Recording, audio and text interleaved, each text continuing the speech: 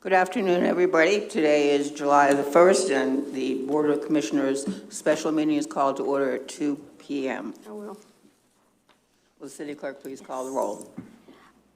Mayor Blank, Present. Vice Mayor Hodges, Here. Commissioner Weinstein, Here. Commissioner Andrews, Commissioner Douther. Present. The next item on the agenda is public comment. If you're addressing the commission, please step up to the podium. This evening, one mic is out of order, so please use the handheld mic. You can take it out of the stand if you care to, and please limit your comments to 3 minutes. And this is for any item that is not on the agenda. When the next items come up, we'll have public comment again at that time.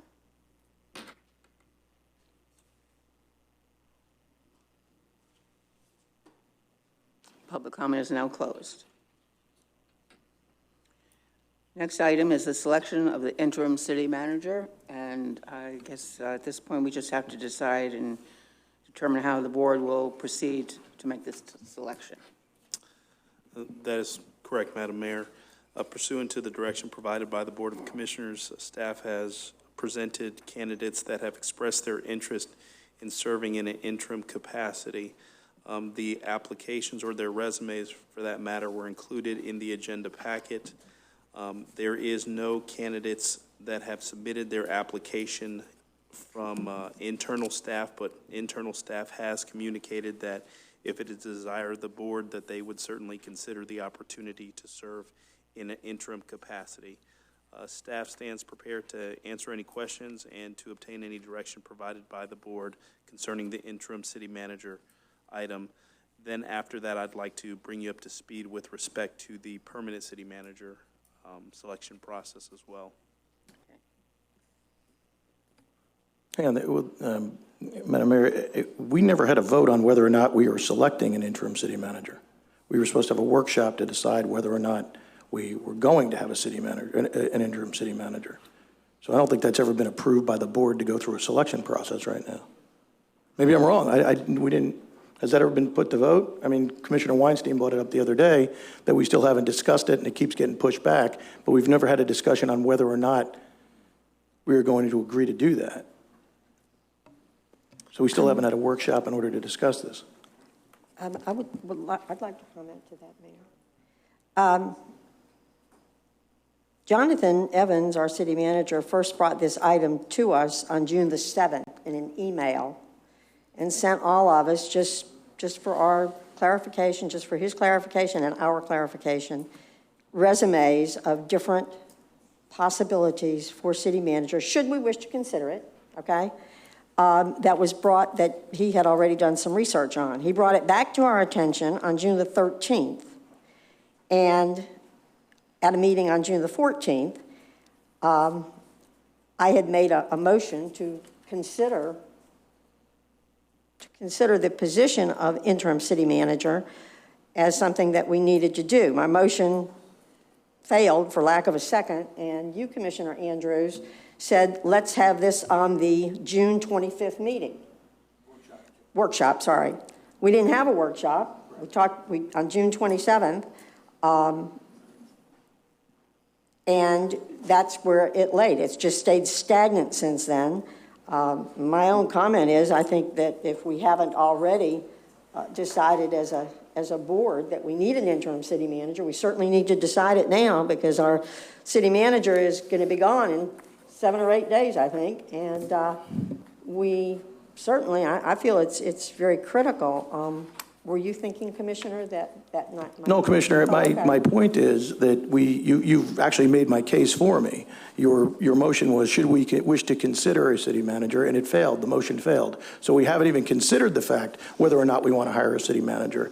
I am of the belief that if we, as a city, we are paying a lot of people, a lot of money, director level people, a lot of money, 100 grand plus here. that manage people. And if we, in our whole city staff, can't find somebody to hold onto the wheel for a little while here who has the direct knowledge of this city, and we have to go out and find somebody else, then we have I was going to say a bad word, we have a poor staff. We really do. We have a really poor staff. If we have nobody in this city staff that's making, on the executive level, that's making the type of money they're making, managing the amount of people that they're managing, if we don't have anybody on this staff that can hold the wheel for a little while, what the heck are we doing?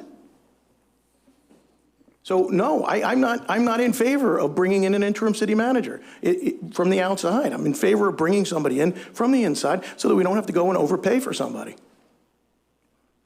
Chairman, if I might. The city manager is leaving on July 9th, and there's no other meetings between now and July 9th.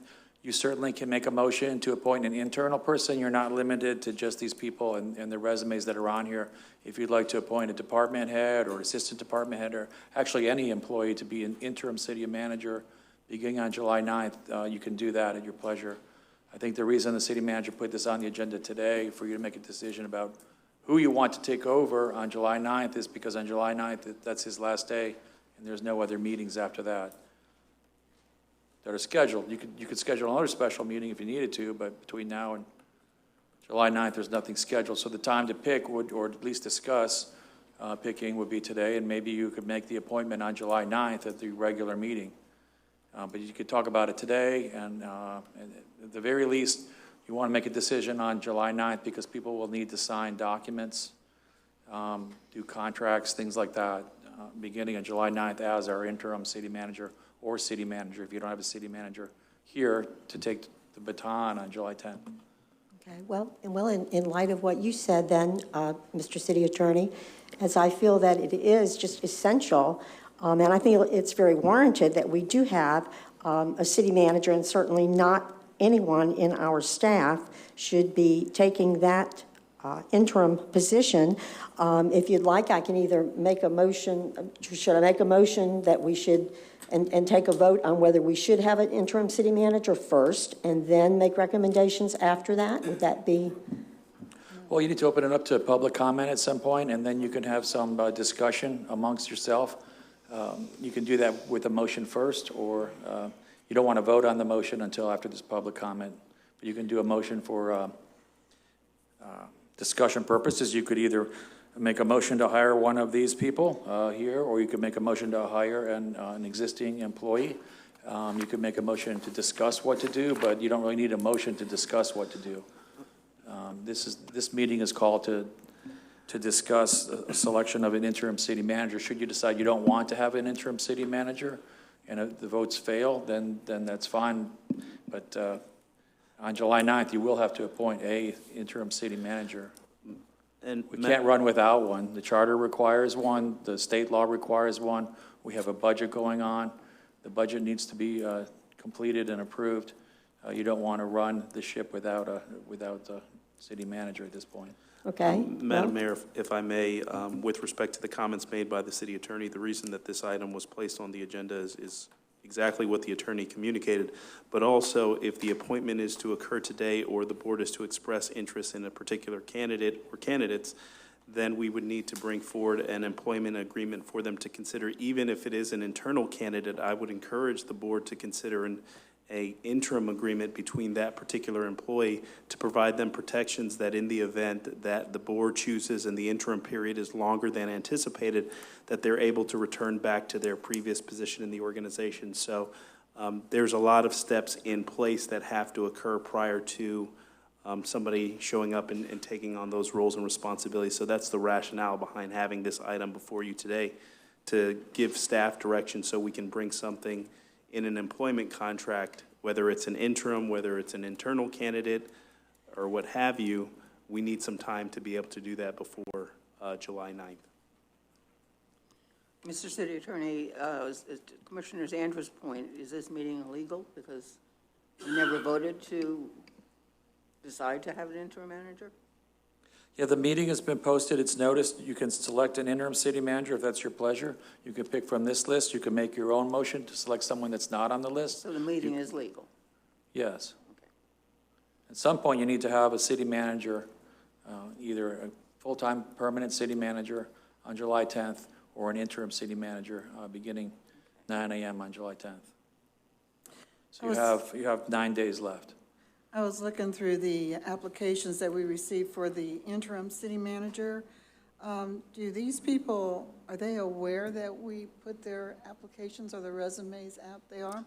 Okay, because I was looking at them, and it's just the fact that there's only one that is local. The others are all out of the area. So if we should, say, determine on one of them that are out of the area, are we responsible for their lodging while they're here? Vice Mayor, to that point, even the gentleman that served in the capacity as city manager in St. Pete Beach no longer resides in the area. So I would assume that that would be probably part of a contractual conversation. Some may decide to say that lodging needs to be provided as part of the employment agreement. Some may decide to say what you pay as far as salary, that they will incur the cost themselves. So it just depends on the contractual agreement process. But the board can definitely take a definitive stance that they're not paying housing allowance or anything like that, that they'll pay a salary and the benefits associated with it. So you don't have to, but it doesn't preclude the candidate from asking for it. Okay, under a normal situation, as we have right now, it's hard to determine in-house as to who would be able to take over the position temporarily.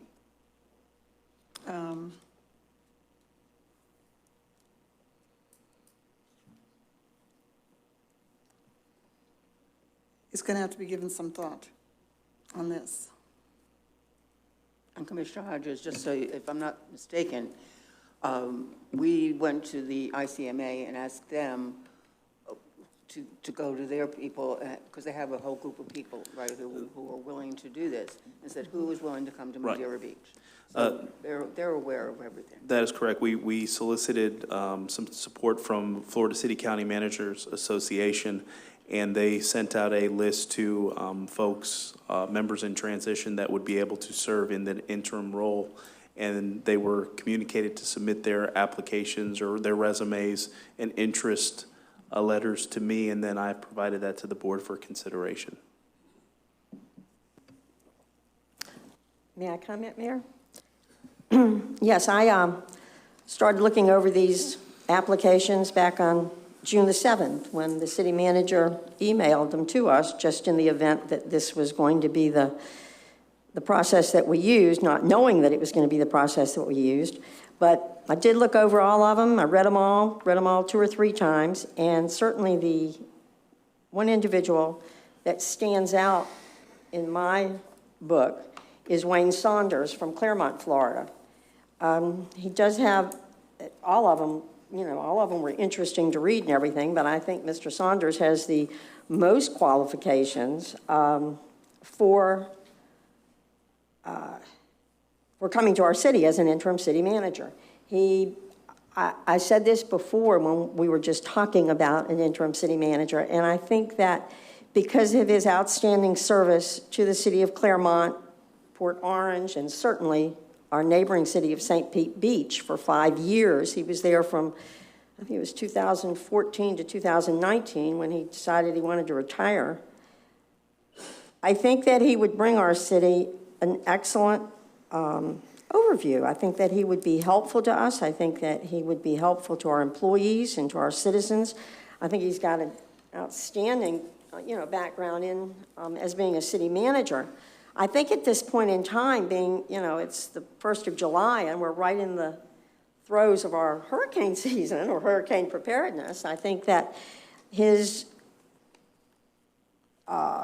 being a city manager in St. Pete Beach really gives us it gives me a good feeling that certainly in the case of any event, hurricane warning, hurricane watch, whatever it might be, I think that he certainly would be very, very prepared, more so than the other individuals, to be able to assist us in that need. I think that if y'all look at his resume, certainly he's had the background to assist our staff, our department heads, in in a lot of their deliberations. I think we are going forth with some very heavy projects, and I think we need to continue. I think we need that continuity. You know, he's had 40 years' experience. He's 33 years with the city of Claremont. I would like to certainly see him come to us and give us some of his thoughts and his experience and his values from the last 30, 40 years. Thank you. There again, he's coming in from Claremont, so that means we're going to probably be responsible for his housing. If I he don't goes know. home on- I don't- If he goes home on the weekends, are we going to be responsible for his travel time to come back to work on Monday? I don't know, but I certainly would think about it. Well, I certainly no. would consider it. Yes, ma'am. No, there's one that's local. There only is. that There's one from local. Seminole. Yes, ma'am. And I've looked at that one too. Tim Zizoff. Yep, sure have. But I, you know, like I say, that's my feelings. I feel very strongly that Mr. Saunders would be a quality professional that would come to our city and would give us good, solid continuity until until a city manager, a permanent city manager is on board. Madam Mayor, I have a question. Commissioner, do you know Wayne? Do you know him at all? Do you know Wayne Saunders at all? Pardon me? Do you know Wayne Saunders at all? Do you know him? Have you met I Wayne? don't know any of them. Oh, no, that's I've what I'm never met any saying. of So them, we're going to sorry. hire somebody sight unseen, and just because we're going to look at a piece of paper and say that they're qualified. I mean, and then we're going to pay for all of these expenses. We don't know how committed they are going to be to the job. The guy just retired, so maybe he's enjoying retirement, threw his name in the hat to see what kind of response he could get. We got to come up with an out-of-the-box solution, and you know what? I just came up with one. You brought up a really, really good point. We're coming up on hurricane season. I know a guy who's a 17-year veteran of this city, okay? Lives in the town over, probably won't charge us all that much, and knows this city back and forth in every inch of it. And I bet you if I begged him, he might think about coming back. I'd like to make a motion to bring Dave Morsicano in as interim city manager. And I would second that.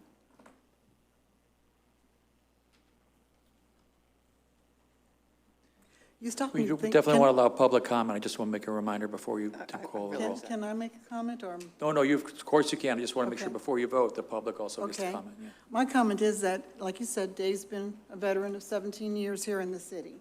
He left here on friendly terms, and he was not terminated. You know, he left willingly. I'd love to see him come back. We're in the midst of doing $15 million worth of road work on Crystal Island.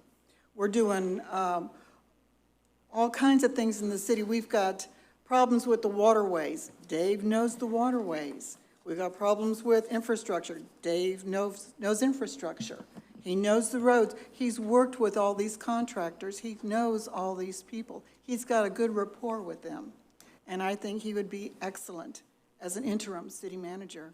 He should have been interim city manager long ago. And for some reason, it didn't work out that way. But he's a good person. I think he'd do a great job, and I'm all for it, 100%. Because I think he knows the job, he knows hurricane season, he knows what it's like being in a beach city. There's no question whatsoever. You can't go wrong with Dave. No, I would like to say, Dave left here because of medical reasons and stress. You know, and this job is a lot more stressful than the public works. So to bring him back in and to throw him in that position, I think is just totally wrong. You know, John, you can't disqualify somebody for health reasons, and that's not why he left, and you know that's why. I'm just saying, putting not why he somebody left. in that position that left because of stress and to bring him back, I think is. We get to make that decision, and if we want to have a doctor, I mean, with all the money we're going to spend on housing somebody, we could have a doctor look at him and see if I'm he's. just saying what I think. Okay, I appreciate that, but we can't disqualify somebody because we think they're not healthy enough for the job. We can't disqualify them for that. Floor is now open for public comment. Please.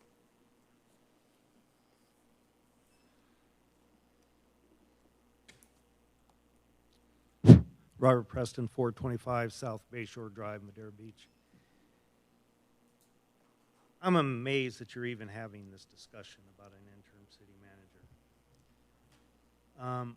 All of you ran on financial and physical responsibility. This is not financial or physical responsibility, getting an interim for a short period of time until we get the city manager in. If you brought somebody in, and you're saying because of the budget is due in a short period of time, all that's going to happen is Walter's going to say this, this, and this, and he's going to go, because he's got all the background. This is not fiscal responsibility, hiring an interim city manager and spending more money. You guys have done a really good job of reducing revenues and increasing expenditures. Why don't you stop doing that? I suggest that you put Pierce in for the short period of time because he can't do any worse than anybody else. I never thought I'd say that. But put him in for a short period of time.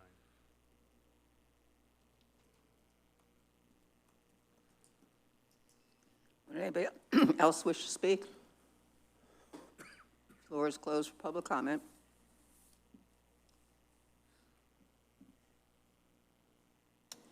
Any more discussion?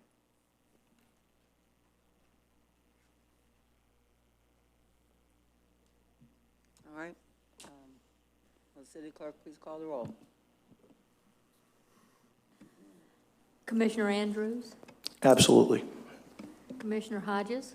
Okay, now we're voting on the motion to bring Dave Marsicano back, Yes, correct? the motion that Yes. was on the table. Yes. Yes, ma'am. Commissioner Weinstein? No?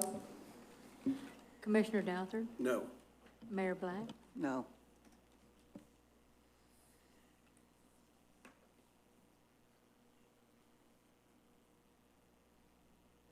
Okay, so I would like to bring back the subject of an interim city manager, and I would like to make a motion to approve Jonathan Evans and our HR person and the city attorney to have a discussion with Wayne Saunders to accept the position as an interim city manager effective as soon as he can start.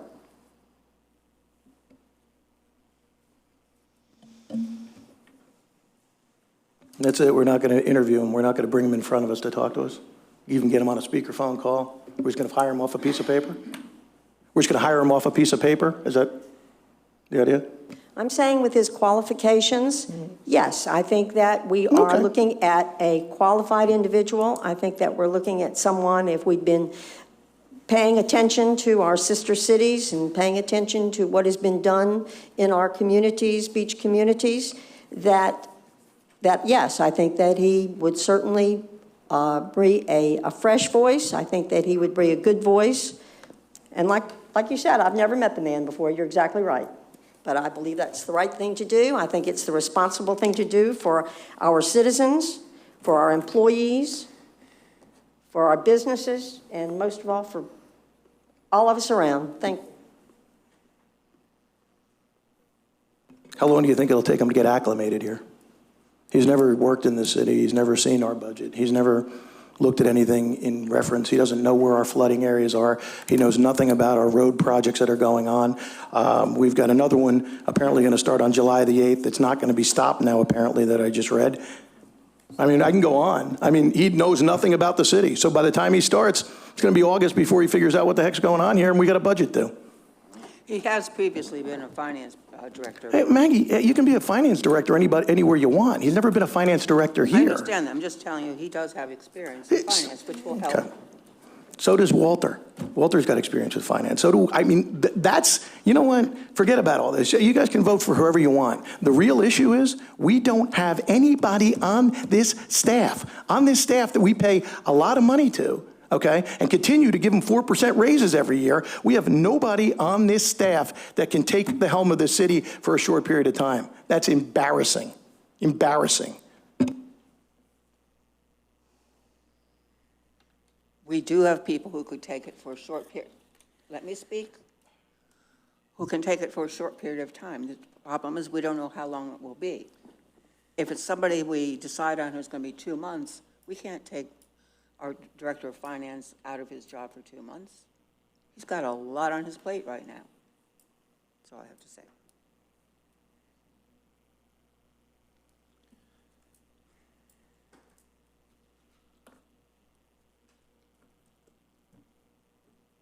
Do we have a second? I'll second Debbie's motion. Any more discussion? I'll open up for public comment. Public comment is closed. Will the city clerk please call the roll? Commissioner Weinstein, Yes. Commissioner Douthat, Yes. Commissioner Andrews, No. Commissioner Hodges, No. Mayor Black. Yes.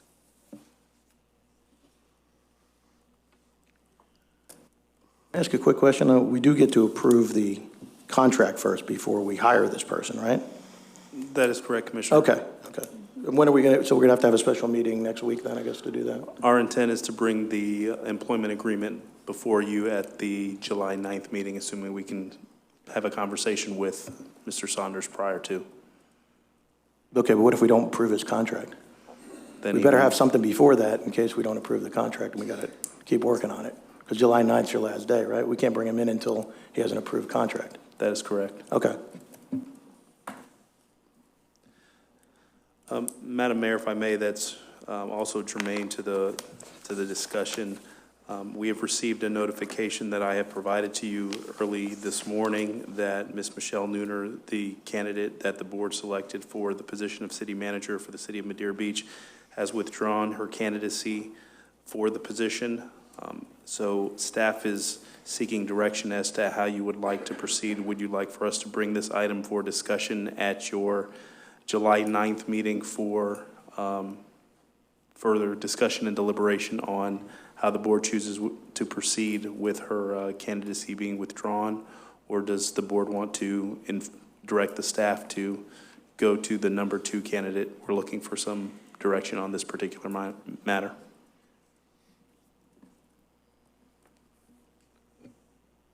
I think that we need to discuss the other 4 candidates and make a decision on who we want to select from that group. Mr. Andrews kind of said at the last meeting, he felt that all 5 of them were very well qualified. So, you know, if the rest of the board feels that way, then I feel that we just look at that and make a decision from there. And if that does not work out, then I think we send it out and re-advertise it.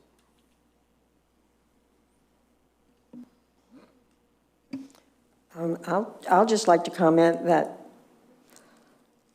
on June the 14th, when we started deliberating, or when we were, after the commission, after all of us had gotten the 1, 2, 3, 4, 5, 6, we'd actually gotten down to 6 candidates.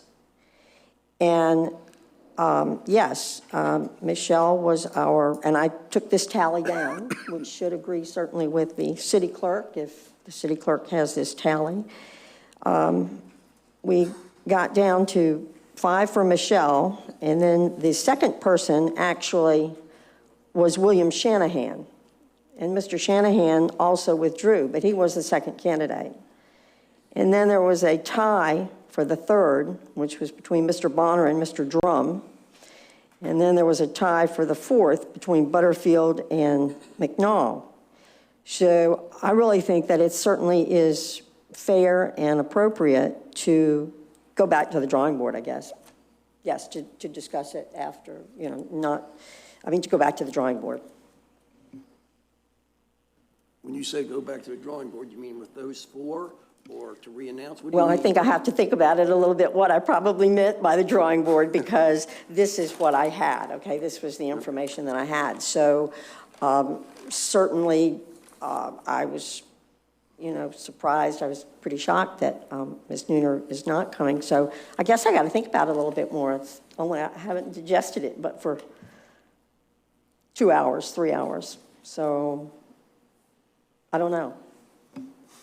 I don't think we need to make I certainly don't think that we need to consider a choice based on, I mean, it's not first or second to me. I think that I don't know that the procedure that we use to actually do the casting of our votes was actually the right procedure to do. I have not been part of that procedure before. Good, I'm good. Well, I'll Once just again, say I'm I got to still have not- more time to think about it. Yeah. Guys, I think the best thing to do is let's talk about why we don't have this candidate coming to the table now, okay? Let me read this quote from her letter. The citizens of Madeira Beach deserve a city manager selected with the full support of elected leadership. That quote speaks volumes about what just happened. So what are we going to do? If your candidate doesn't get in, you're going to stomp your feet, vote no? Because there's going to be no city manager candidate. And Jonathan brought this up to everybody before we voted. We had a discussion. Debbie made a nice motion saying we welcome her to the city. And Jonathan said, you know what, it's very important that you guys all vote in unison and you all vote yes. So what are we going to have to do? We're going to have to get one person that all of us agree on, or else somebody's going to do the same thing and then the other person won't come. So, you know, my opinion right now, John, with all due respect, I think you owe Ms. Nooner an apology. And the statement about we're only going to pay her $125,000, I mean, that's not your decision to make. That's our group decision to make, okay? So, you know, and you're not going to get a $160,000 person that makes $160,000 a year with her experience to take a step back.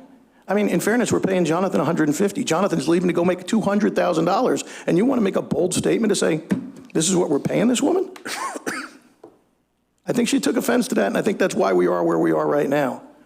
You know, I don't know. I don't know if an apology will work. I don't know, you know, if you can retract your statement to her, but frankly, and it's unbecoming of you. You're not that guy, but I'll leave it at that. I'll respond to that. I don't think I owe her an apology at all. You know, kind of like you just said, Doug, you know, we don't have anybody in our leadership roles here that can take the city. She has never been in a leadership role. She has been the assistant. She has not been the head person all along. You know, so we've got people here that can't do it. Then we're going to bring somebody in who has never been in the leadership role, has always been the second person in charge, you know, to take over. You know, that to me was not speaking volumes. I thought that was taking a step back for the city rather than a step forward. That's why I voted the way I voted. And you can vote any way you want. That's not, but you know, we had a discussion about it. Your time to vote was before we had that final discussion. And you did, and you voted for the guys you voted for, and they didn't get in. And I get that, and you know, you were upset about that. My point is, we've got a woman that's done the apprenticeship job for 11 years at a bigger city, managed 525 employees, okay? Budget was 10 times the size of ours, I think, okay? So this is a person that's ready. She's been in there 27 years. You know, you weren't here to find out how she presented herself or meet her personally. And for you to take that stand without meeting that person personally, I mean, I take a little issue with that. I do. You should have probably referred to what your board member said and what the employee said that met the woman and kind of went with that. But you went on your own little island on that. And for that, I think you owe her an apology. I think you do. I'm not sure where that letter came from, but did you say that because of the salary she's not coming? No, Maggie, I read it right from the letter. The citizen, she didn't say anything about the salary. She's she's way too classy about that. Way too classy than that. But John's quote was in the paper. You're making the assumption, though, that's why. I'm telling you exactly why she didn't come. It's right here. She didn't have the full support of the elected leadership. That's why she didn't come. You also said it was the salary. I would like to stick with the I right said that reason. I made the personal comment that he shouldn't be speaking for the board, saying we're only going to pay her $125,000. I did not say that was why Michelle didn't come. That's not what I said. This is the reason I said, and I made it specific.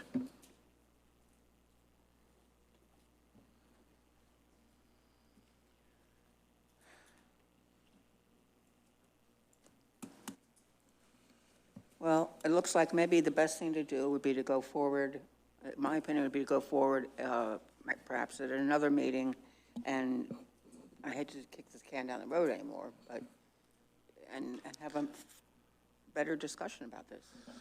I would like to think we need to go back, just bring it back to another workshop. We certainly aren't prepared to make a vote. I think hopefully, we'll know more when our city manager and city attorney and HR person goes to try and solicit the position of interim city manager. And I think that we need to just calm down a little bit and have a workshop on it and discuss, be a little bit more specific and know where we're going.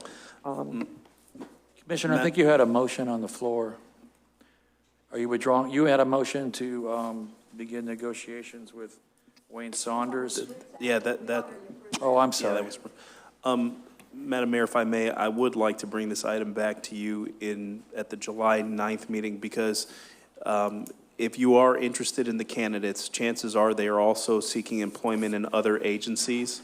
And if you delay the process, the candidate that you're looking to bring in may not be available to you. So certainly I would encourage the board to consider bringing this back for discussion at the July 9th meeting and then provide staff direction at that point. I think that is a reasonable approach.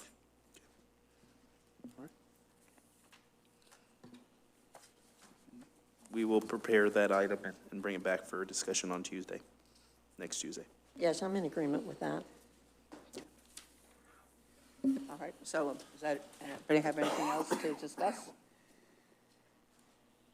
Meeting is adjourned at 2:36. Oh, I apologize, I'm sorry. Public comment. I think you had public comment. Well, I thought I did too. I'll take On public. yeah, okay, that's right. You have the same, yep. This is on the selection of the new city manager, not the interim city manager. Okay, that's where I was confused too. Robert Preston, 425 South Bay Shore Drive. You know, I was just over in Bayport. Really nice facility. You pull up, there's a city employee at their transient dock that helps you tie up your boat so you can enjoy their city. We don't do anything like that here. And he says, what the hell is going on in Madeira Beach? Well, it continues. This is a shit show. Sorry for the language, but it is. You made a vote. You had the one that won the most votes, then you have the next person. I believe that next person is Bonner because the other person bailed out. You need to knock off this crap and get Mr. Bonner on the phone and ask him if he wants the job to come into this show. All you've done is cause turmoil in the city so far, and we're a laughingstock, a total laughingstock because of what goes on here. If you go out for this all again, can you imagine what kind of quality of people you're going to get? You're not going to get the top-rated employees that want to be a city manager. You're going to get somebody that nobody else is going to hire. I would take the third person that is there, and I think it's Mr. Bonner, is that correct? Because the other one bowed out. Mr. Bonner was I think the second highest There you go. in the final selection. I think he would be a good choice. He presented well. You all asked your questions. I think he did fine, but we need to get the city on board. Then also, you're not spending extra money for an interim city manager, and you're not delaying it until the 9th. We should have a city manager, new city manager on board today, if not yesterday, not talk about it on the 9th, the day that he leaves. You caused this. You cause a shit show in this city. It's disgraceful.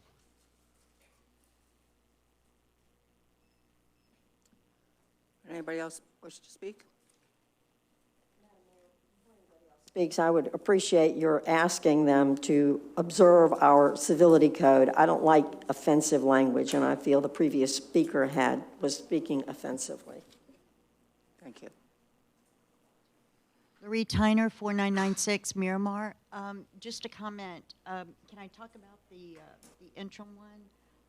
Everybody's put in resumes, and you can pay some people to write some really good resumes and make it really nice.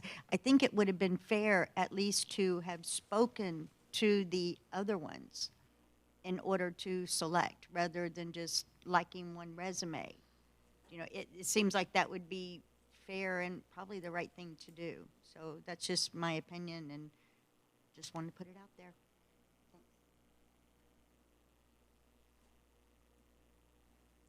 Would anybody else wish to speak? Public opinion is now closed. Any more discussion from the board?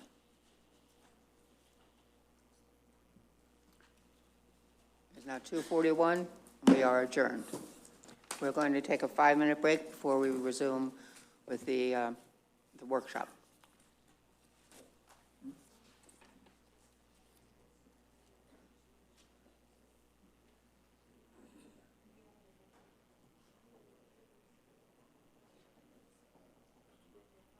Hey, how are you? Good, you ready to present today? Yes, sir. If I have things for each of them, can I distribute them now, or should I wait till that time? I'd wait till that time. Okay, Maybe before you start speaking, that way they can look at it while you're talking. okay. Perfect.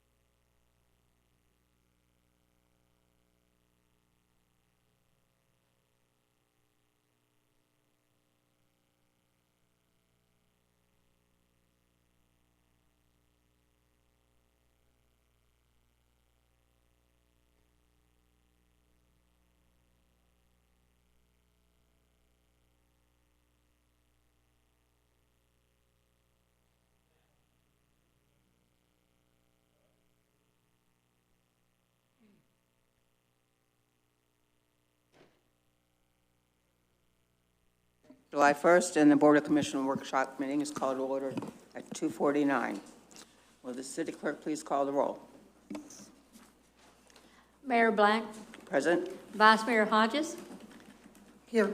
Commissioner Weinstein, Here. Commissioner Andrews, Here. Commissioner Douthat, Present. Next item on the agenda is public comment.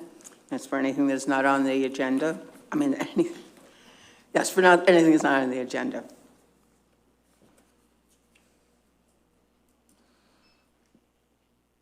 Robert Preston, 425 South Bayshore Drive.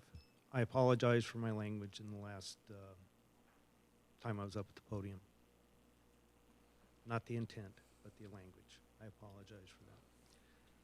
So you're in a financial issue here, and I was just kind of curious. I'm going to make a statement, and I would say it's probably about 100% true, is that the revenues that you're losing at the marina, at the fueling dock, is probably going to get worse and not better. There's only two things that will increase your revenues back at the marina. One is that Dave Marsicano would come back to the marina, because that would pull in a whole lot of people. Two is when Mr. Douthat, Mayor Black, and Ms. Weinstein leave this dais, because then things will start to return, because they know that the people that made those ridiculous decisions are gone. Then you'll start returning your revenues. No amount of saying, please come back, we made a mistake, we've got the discounts again. These are fishermen. These are charter operators that liked the marina, and you had a huge, if not all, purpose of destroying it. So you're not going to get those revenues back anytime soon. You did that, and you talked about financial responsibility. You don't even know what it means. Thank you. I believe you owe us another apology, because you said ridiculous decisions, and that is not under the pledge of civility. That is a personal attack.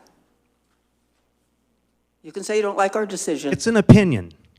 You can say you don't like them, but you No, don't it's have an to say opinion. they are ridiculous. It's an opinion. Sit down, please. Would anybody else wish to speak? Public comment is now closed. Madam Mayor, I'd like to add an item to the agenda, if I may. I was informed that the city sent a letter to the Florida Attorney General's office that was co-written by Commissioner Weinstein and our city attorney, Ralph Brooks, in regards to situations regarding me and the city clerk. I was never informed by my own... Point of order. Point of order? Point of order. I don't believe that's on the agenda. It's not. I was just adding an agenda item. Well, it's a workshop. We're not, When I should we don't discuss believe it? that we can add anything to the agenda that's already been, you've tried that 2 times before. No, we can add stuff to the workshop. Not at the time that it's coming up Because now. it's not Our noticed. I've done it 6 handbook- times. Okay. Excuse me. Pardon me.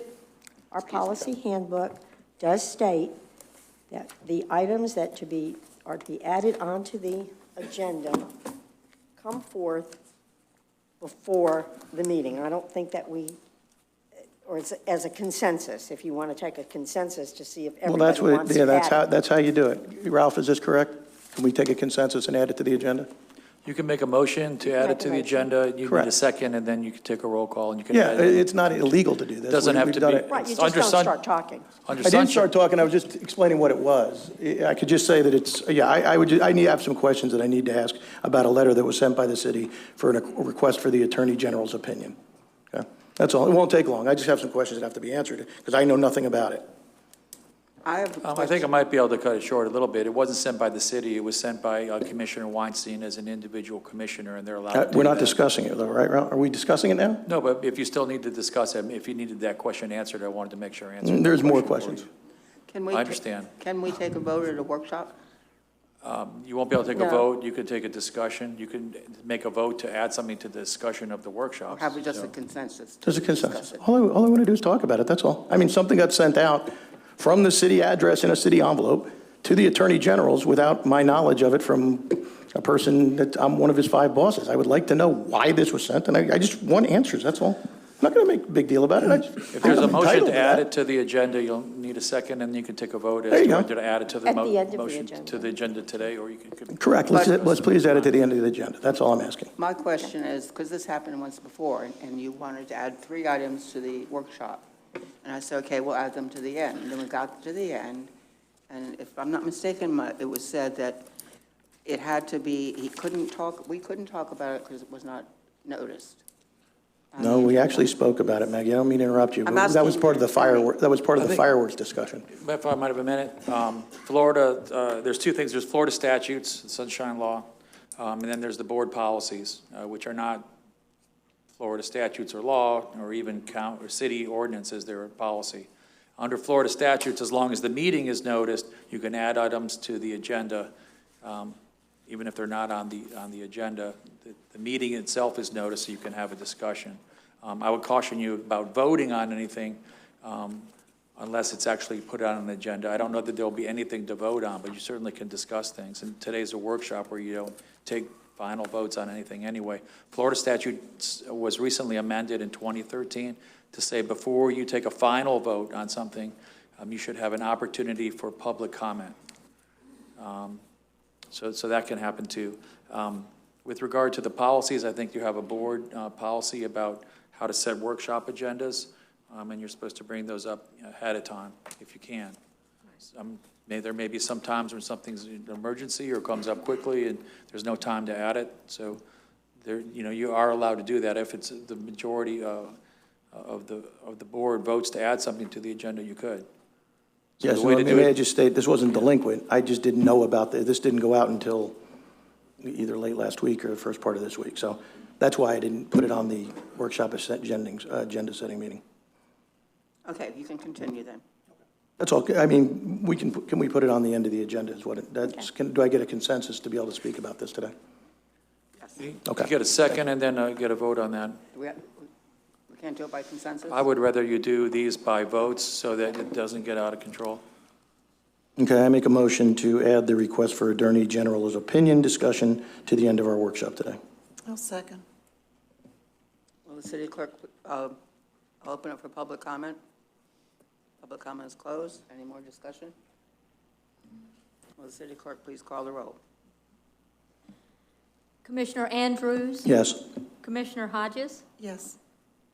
I meant Vice Mayor Hodges. Commissioner Weinstein? I'll listen to anything, so I guess the answer is yes. Commissioner Douther? Yes.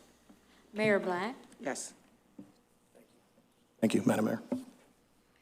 All right, so going forward, the first item is revised personnel policies. Madam Mayor, if I may, for sake of brevity, I'm going to turn the presentation over to Karen Polson, our HR coordinator, and she has our labor attorney, Mr. Tom Gonzalez, present with her. Good afternoon, Mayor and Commissioners. Today we're here to talk about the workshop of the revised City Personnel Policies and Procedures Handbook. The last update was in 2014, which was passed by resolution. The process began about a year ago with the Civil Service Committee reviewing and making recommendations to the handbook. Once they completed their review, the city manager, the labor attorney, and I also reviewed the policies. And finally, a cleaned up version was brought back to the Civil Service for their approval, and that is the one that you see before you today. I'm happy to say that the Civil Service, Human Resources, and Labor Attorney and City Manager have all assisted in revising the handbook.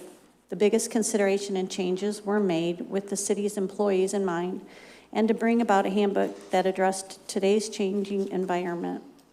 Some of the items added were a new retirement vesting schedule, to allow for employees to earn at an earlier term, the addition of a payroll policy for employees during a declared disaster, an updated dress code, the creation of a social media policy, removing a cap on merit increases over someone's, once they hit the term, the highest mark, then there was a 3% max, but we'd like to remove that. Updated cell phone policy, smoking policies, vaping, and most importantly, any of the new ADA laws and employment requirements were updated to be sure that they were in compliance with the current laws, which was confirmed by the labor attorney, Tom Gonzalez. At this time, we're asking for the Commission's approval to move forward with the first reading at the next BOC meeting.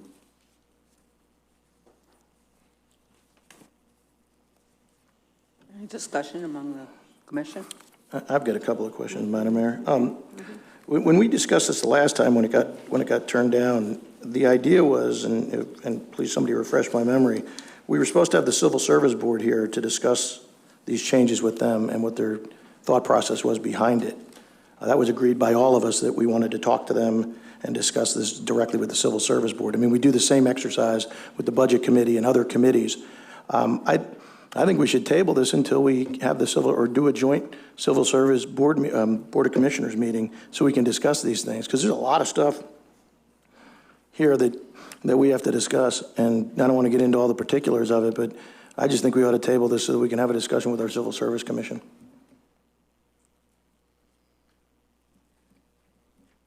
And I'd like to address that issue. We have talked about this a lot in the past, and a lot of work has been put in by the HR department and the labor attorney. The Civil Service Board did ratify the proposed amendments to this personnel policy. And now the board is looking at it after the Civil Service Commission has already looked at it.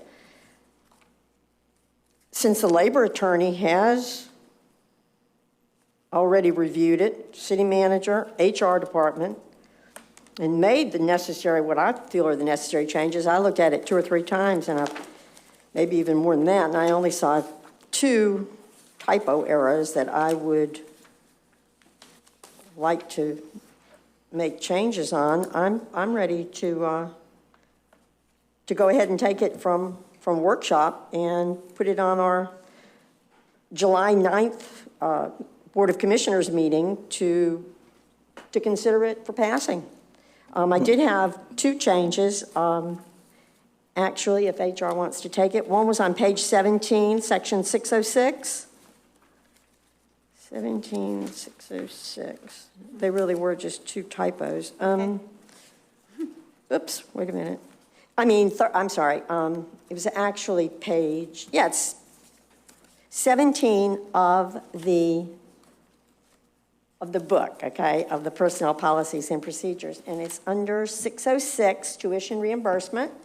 And go down to the second paragraph, last sentence. I think it should be maybe considered on a case-by-case basis, BASIS, and approved, instead of and, just AN, approved by the city manager. And then on page 33, very small changes actually, but when you read it through so many times, you just find these things. Page 33 of that manual. Section 1212, or 12, oops, wait a minute.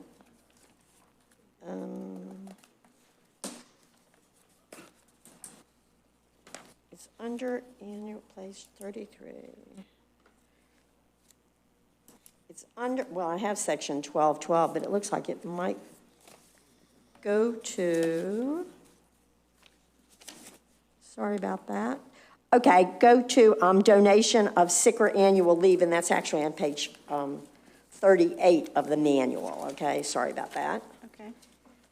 Under the first paragraph, 1212.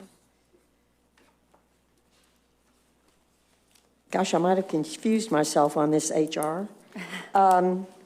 But actually, what we've done is, I've spelled it out. What we've done is we've used a null, oh, I got it. 1212, under policy, item A, the City of Madeira Beach recognizes an employee subject to a long-term, non-work-related catastrophic illness or injury may deplete all of his or her accrued sick and not annual time, but annual You're time. right. I see that. I know that's tacky, but No, I'd rather have it, Me since too. I read it, okay? yeah, I'd rather, thank you too. Thank you. Annual leave, right. Thank you.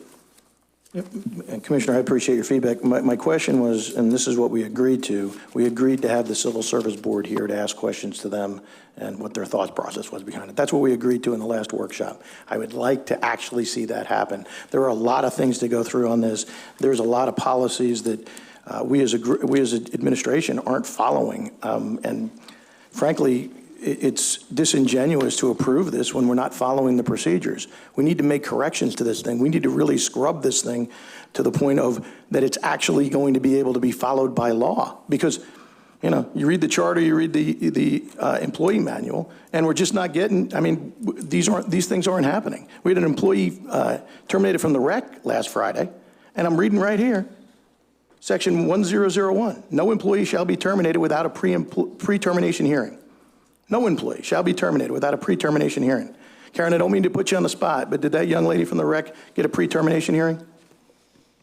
We're in the process of getting her a pre-termination hearing, yes. She's already fired. You can't have a pre-termination hearing after the termination. She's not exactly fired. She's on involuntary leave right now. Okay, well, it's not what I understood. Let me ask you another question. Have we ever had a pre-termination hearing in the city since you've been here? Not since I've been here. Okay, and we've never fired anybody?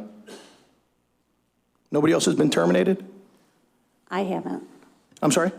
I haven't terminated. I'm not putting this on you. My question is, we've had terminations, but we've never had a pre-termination hearing, correct? We've had resignations. Wait a minute, we've had nobody terminated? We've had investigations. We've had investigations and we've had resignations. And that's it. There's been no termination since.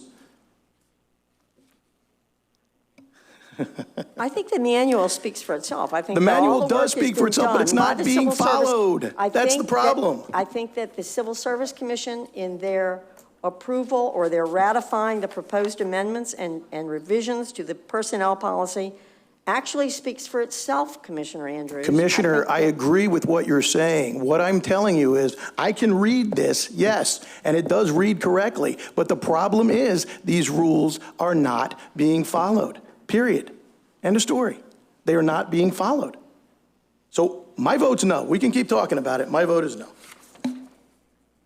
Commissioner Andrews? Sir, if the regulations or if the things written out aren't followed, it's not a bad thing on the policy itself.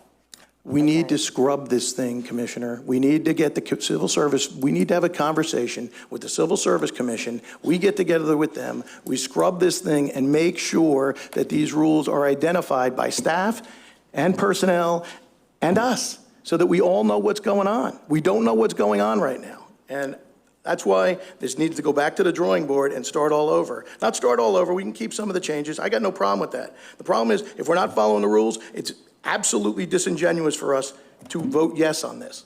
If we actively know that this isn't being followed. Thank you. Commissioner Andrews, I agree with you to the point where, you know, if you have questions regarding this, it needs to be clarified. And I don't believe that a regular Board of Commission meeting would be a proper place to discuss this. So it should go into a workshop again, openly with the Civil Service Board, if we could arrange something like that. But as long as there's questions, doubts, or an uneasy feeling about wording, I think it needs to be put out there and discussed again. I'm sorry, Karen, I know you've worked really hard on this.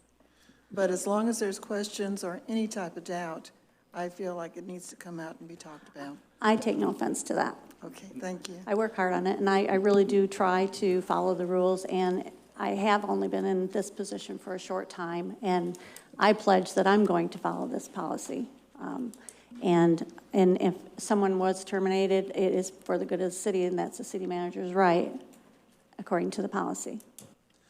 Madam Mayor, if I may also, the personnel manual was looked at originally by the Civil Service Board. Then they provided their comments to city staff, and we, working with the labor attorney, HR, and even the city attorney, made some tweaks and modifications, presented all the modifications and tweaks to the Civil Service Board, that both the city attorney and the labor attorney were present to answer any questions. The Civil Service Board, correct me if I'm wrong, Karen, did approve this document unanimously to come before the Board of Commissioners, ultimately requesting your approval for ratification. So if the board so chooses to go back through the workshop process, this has already been discussed at length in multiple meetings with the Civil Service Board, and that's only the meetings that I've been privy to. I know Karen has had multiple meetings with them going through certain elements of the manual that's in front of you today. The point I'm making is it's never been discussed with us. We have never had the Civil Service Board here talking to us like we have the Budget Committee talking to us about the budget, okay? This is our board. We should have the right to meet with them and discuss things with them if in something, hey, look, this is becoming a really big issue, okay? We need to have this brought in front of us. I can't vote yet. Now you know my position. But Madam Mayor, also one of the things that it's outlined, I believe in the ordinance as well as the charter, and the city attorney can opine on that, is that the process for the changes in the personnel manual is when the manager and the Civil Service Board are in unison with respect to the document. That is when it comes before the board. So we were following exactly what was prescribed either in the code or the charter. And so that is why we're here. Well, we brought it to the board to discuss or to seek a vote of approval. The board asked to discuss it. We brought it back to a workshop. Ms. Paulson has reached out and did reach out to members of the Civil Service Board to be present for today's workshop, and probably because of the holidays, they were not able to be in attendance. So staff is prepared to follow the direction of the board, but we have worked through the process as prescribed by the policies. Well, if we did agree to do this before the Civil Commission, perhaps we should table it and do it then. My issue really is that we have before us a document that I can read and understand, but I don't know what the changes are. It doesn't show, usually it comes before us showing what changes were made. And that would be a lot easier to understand then. I've got a couple questions. We've talked about it several times about doing annual or semi-annual performance reviews. I do not see that in here at all. I see merit increases, but nowhere do I see performance reviews. And we've asked for that several times. So if you can show me, I might have missed it. The merit increase is predicated on an annual performance evaluation. Nope, that's not what it says, sir.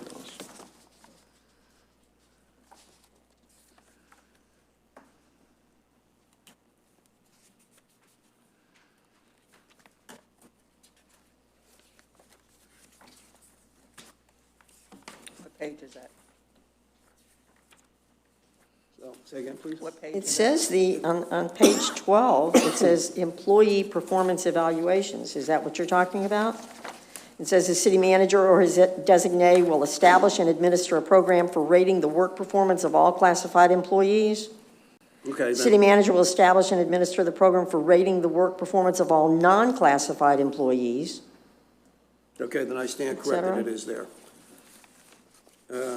My next question. On page 4, it says charter officer, an employee who is appointed to the charter office. Please explain.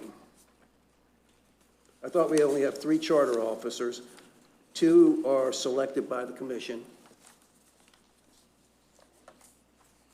And that's under Article 2, the second one, charter officer. To me, it just doesn't read right. What page are you at? On page 4, right under Article 2.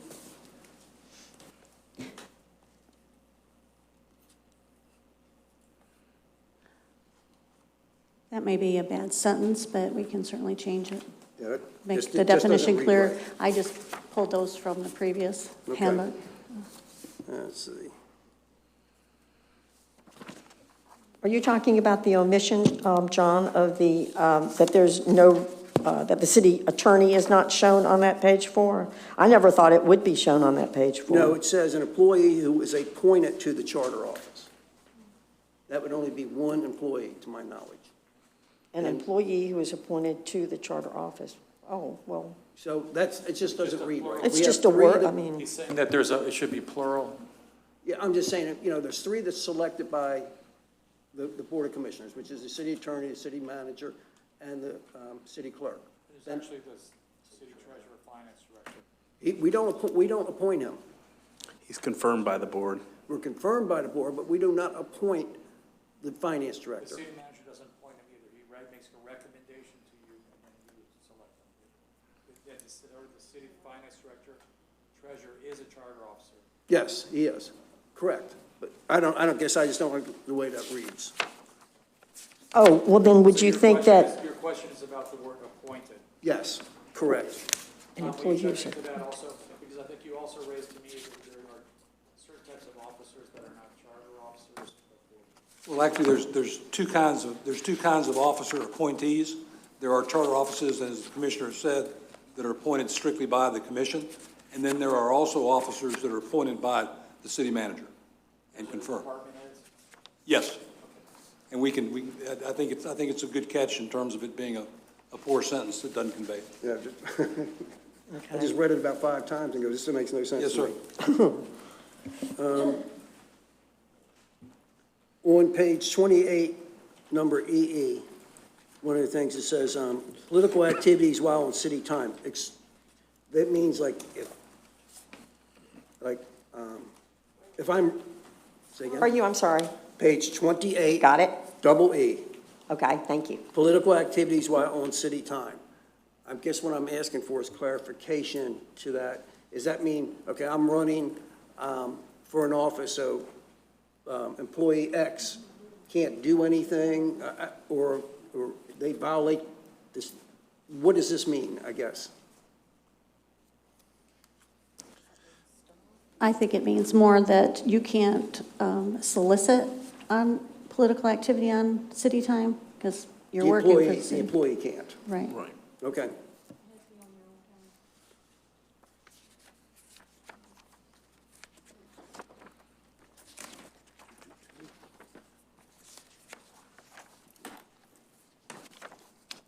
I think that's all I had. Yes. Thank you.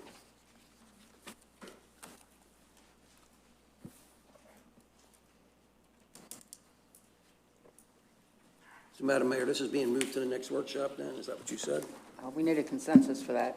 Oh, no, I wanted to go to the July 9th meeting. I mean, I think that we're prepared for it because we need to, I guess, take a consensus, but I'm prepared for it to go to the July 9th regular meeting to be adopted.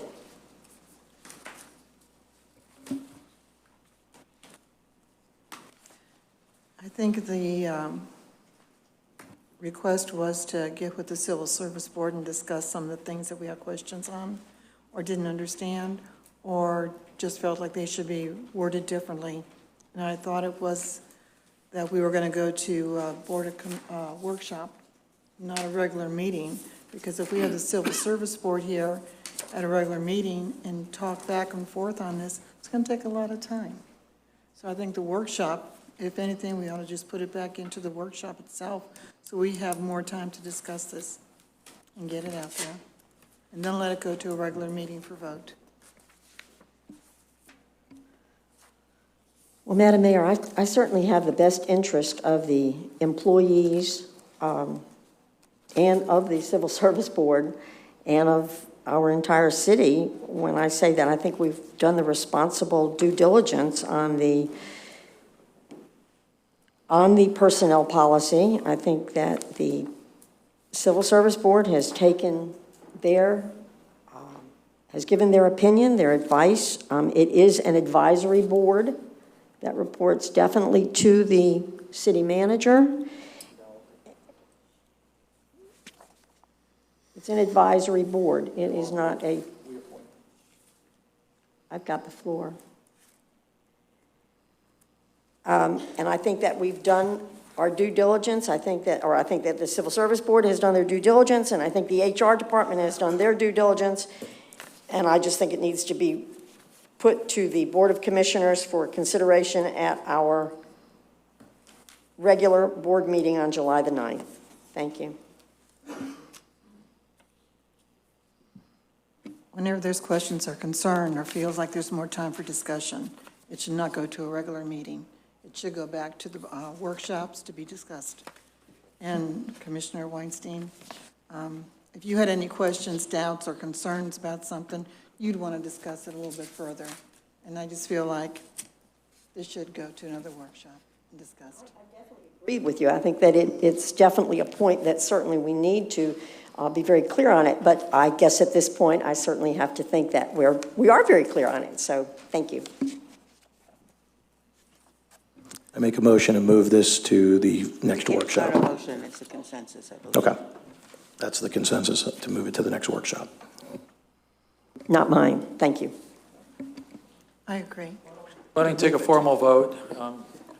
If there's not a consensus and there's people that want to express the opposite view, you should take a vote All right, well, as to whether to keep it on workshop or move it to a meeting. okay. You're going to have 2 readings on an ordinance, but if you want to have another workshop, it's certainly within your discretion.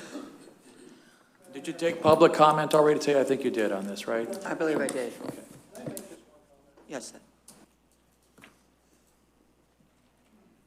I'm sorry, I just have to say this, and it goes hand in hand with the fee schedule. The longer you postpone these type of things, like the fee schedule, I can't sit here without telling you and remain quiet and not say that this doesn't have an impact on our budget. You know, these things should have been talked about months ago, approved and done, and we got a proposed budget coming up that I would like to give you, or wanted to give you, toward mid or toward the late of July.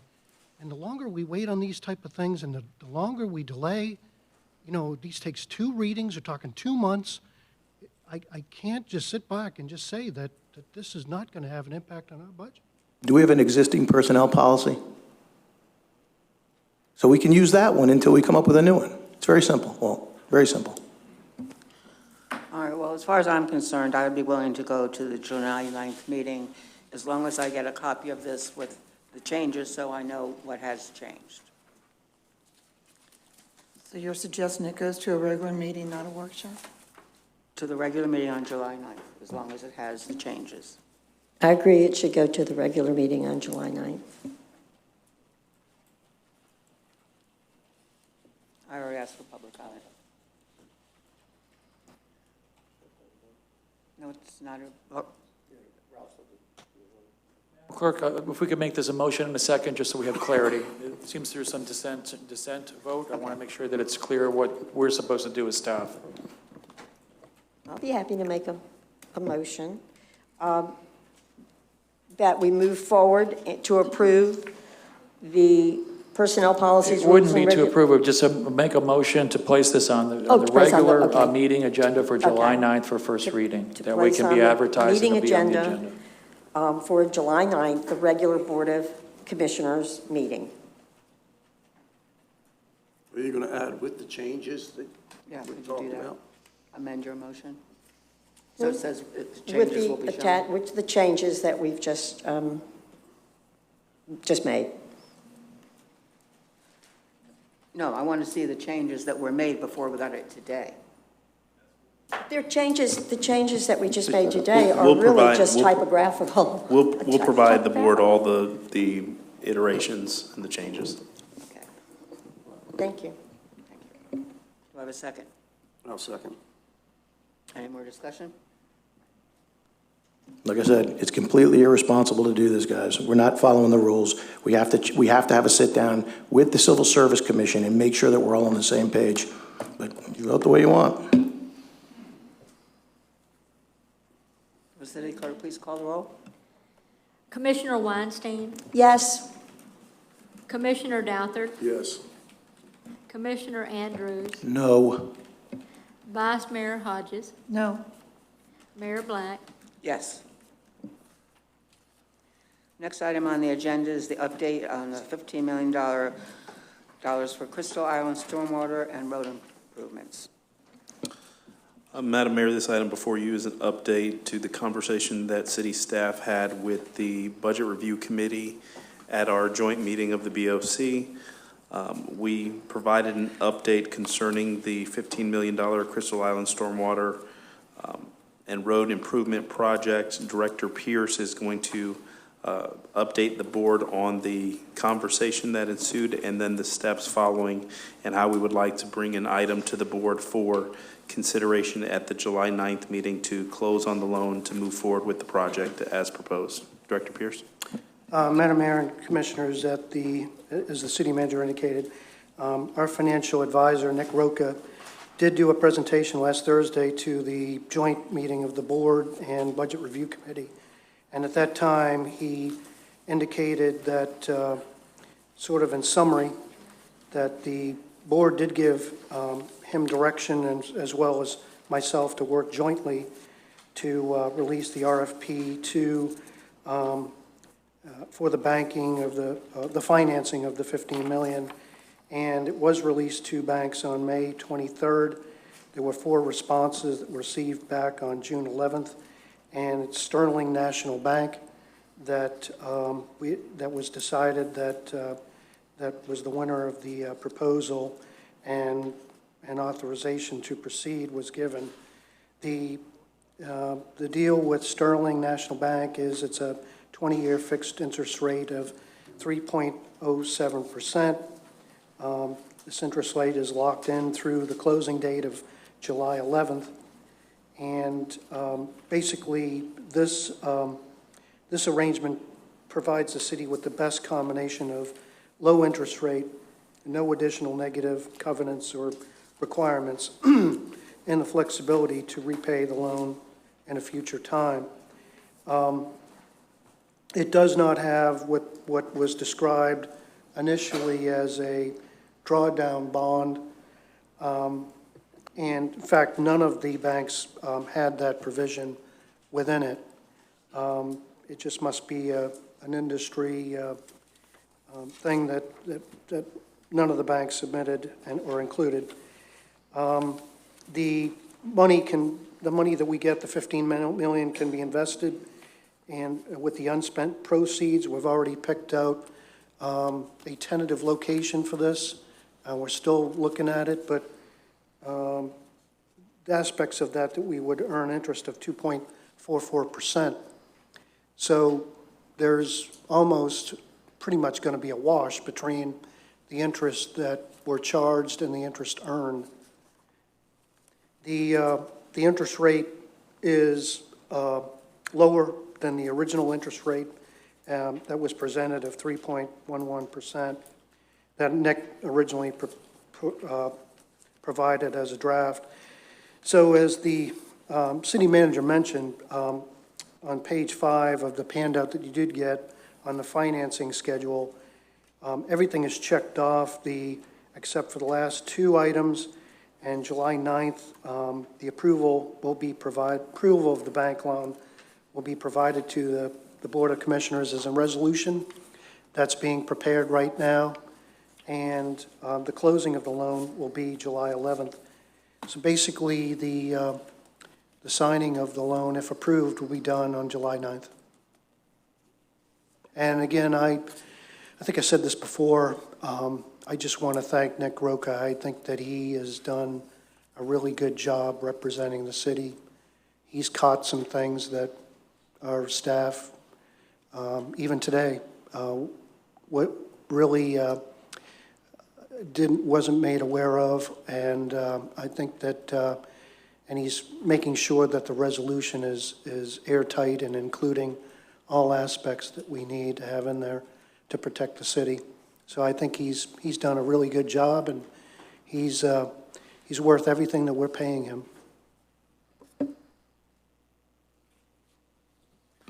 Madam Mayor, if I may, to add on Director Pierce's comments, we also had the conversation with regards to the monies that would be pooled together for the purposes of funding the debt service, and the Budget Review Committee did discuss and agreed that to be able to assist in pooling resources together, that a general millage rate increase should be considered by the Board of Commissioners as part of the budget process. So Director Pierce is finalizing some recommendations. We have another meeting with them on July 8th.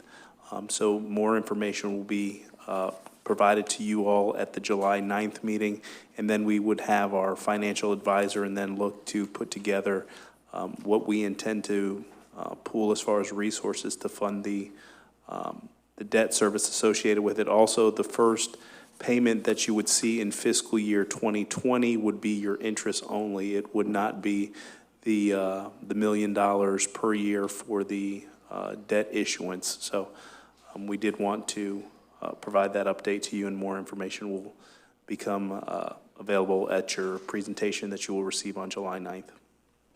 And by the way, the Budget Review Committee did unanimously agree the funding of the project, the aspects of the project as far as a construction standpoint, and the funding of it.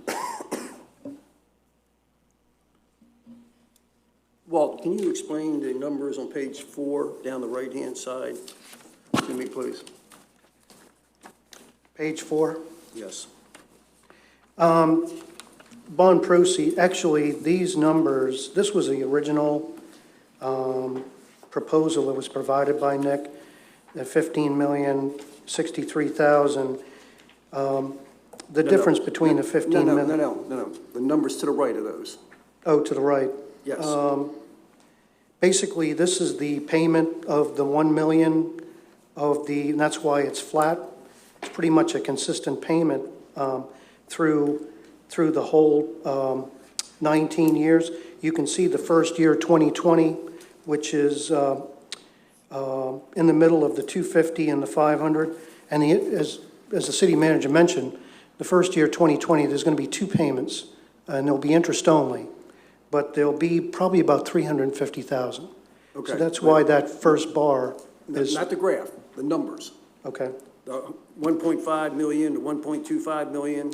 That's just for the purposes of the access on the graph. The $1 million shows the payment. Yeah. And you see, so that's just for the access point. Yeah, So that's just it's no relation to Right. what the city would actually pay. So really, the payment, it's pretty much showing that the payment is going to be pretty much $1 million for 19 years, except for the first year. First year, 2020, is just going to be interest. And it'll be about 350,000. So even though it's not $1 million, it's still going to have to be 350,000 from the general fund. So these are just the numbers for the bar graph then? Yes. That's correct. That's what I wasn't sure of. Okay, thank you. I have a question, Director Pierce. How come the issuance cost, which is a great thing that it went down, but why did they go down? I'm sorry? The issuance cost? Actually, the interest cost may be more like $100,000 instead of that 63. The issuance cost goes to the attorneys involved. Mm-hmm. Our attorney is involved. There's a cost for that. There's the financial advisor has a separate cost over and above his regular cost. There's an underwriter, so to speak, that has to be involved too. So it's pretty much like the closing of a home loan, if you will. There's costs associated with setting it all up. I understand that, but I was just looking that it appears that it decreased from the first time we were talking about this in April. It did decrease, and I was just curious if it was because the final maturity date changed or something like that? We got hard numbers. Right. The preliminary information that we shared was just projections. Okay, So I that mean, we it's got good that better it went numbers. down. I was just Yeah. curious as to. But I just wanted to explain what the issuance costs are. And like I said, you can almost equate them to a home loan settlement at closing. It's just miscellaneous. In fact, they prepare a book for us that goes to us, the financial advisor, and, it accumulates everything in there, the amortization schedule. So there's a lot a lot of costs associated with putting something like this together. And also, the refunding of the bond, 2014, that we did last year, the cost of issuance of that was $35,000. So you can almost take and equate that to this. You know, this is a bigger loan, and this law has more costs associated with it.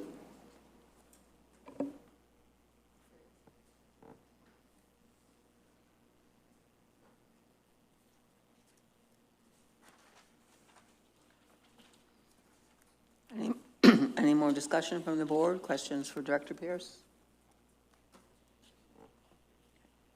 Thank you. Madam Mayor, the next item before you is an update, a status update on impact fees, and this will be a verbal and a PowerPoint presentation by Mr. Murphy, who is a representative from the University of Florida, I believe their IFAS extension, that is going to share with you the process that the city is undertaking with respect to the impact fee process. Good afternoon. And we are going to turn off the lights in the chambers to assist in being able to visualize the presentation.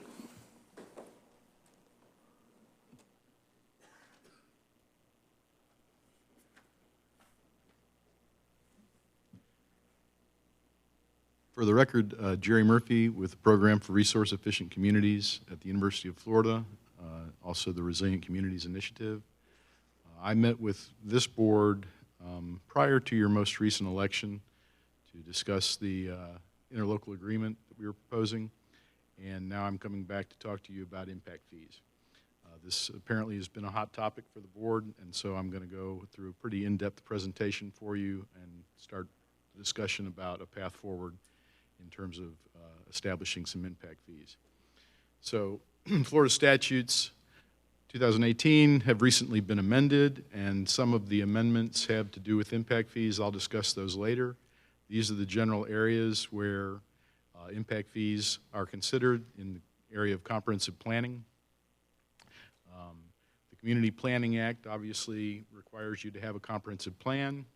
And one of the things that it encourages local governments to do is to preserve, promote, protect your adequate and efficient provision of transportation, water, sewerage, schools, parks, recreation facilities, housing, and other requirements and services. So these are the areas of infrastructure where you are authorized to assess impact fees. And comprehensive plans obviously have legal status, so the language that's in your comprehensive plan has the gravity of law, unless it is advisory or aspirational, in which case it generally directs to land development code requirements or land development regulations. And the legislature, in the statute anyway, recognizes that you have broad statutory and constitutional powers to plan, but from time to time they rein those powers in, and that seems to be what they've done in the last legislation. With regard to the Community Planning Act, all of these rules have to be consistent with the comprehensive plan, and you have to be consistently paying attention to your regulations not constituting an inordinate burden on property rights with the terms of Section 7001, that's the Burt-Harris Act, and also that you not utilize any of your police powers invalidly, such that it would cause a taking of private property. Those determinations are done through judicial action. Statutory requirements, again, must be in compliance, and when new statutory requirements come forth that affect your comprehensive plan, you can amend the comprehensive plan to update and include them at any time, but by the time of your evaluation and appraisal report, you have to include them in your comprehensive plan. Finally, there are principles and guidelines. Obviously, in your comprehensive plan, these take the format of goals, objectives, and policies, and we're going to review some of those just cursorily as they relate to impact fees. Also, your regulations and your comprehensive plan needs to provide meaningful and predictable standards. These are generally considered level of service standards, and also guidelines for the content of more detailed land development regulations. So the plan sets up the guidance, and your land development regulations establish what the requirements are. So, you're also in your comprehensive plan required to have certain elements: a future land use element, a transportation element, sanitary sewer, and basically an infrastructure element, conservation element, recreation and open space element, housing, coastal management, and intergovernmental coordination. These are all required, and because you're a coastal community, you're required to have a coastal management element, and that's why the asterisk is there. Not every community in Florida is required that. So, your comprehensive plan was last updated May 25th of 2016, and again, you have the elements that I just went over. Now I'm going to go over some of the goals, objectives, and policies as they relate to impact fees or establish a basis for impact fees. Your particular elements are listed here. You also have a public school facilities element, and that's in cooperation with the school board and with Pinellas County. Many of your relationships with Pinellas County cover some of the things that will be addressed with impact fees, and you also have relationships with other communities on the Barrier Island that will have to be reviewed with regard to making sure that they are consistent with those agreements, or if those agreements need to be amended, that we identify those. So your future land use element talks about maximizing the potential for economic benefit resulting from who you are and where you are, and that is certainly a basis for justifying impact fees. You want to maximize your land development in a sustainable manner.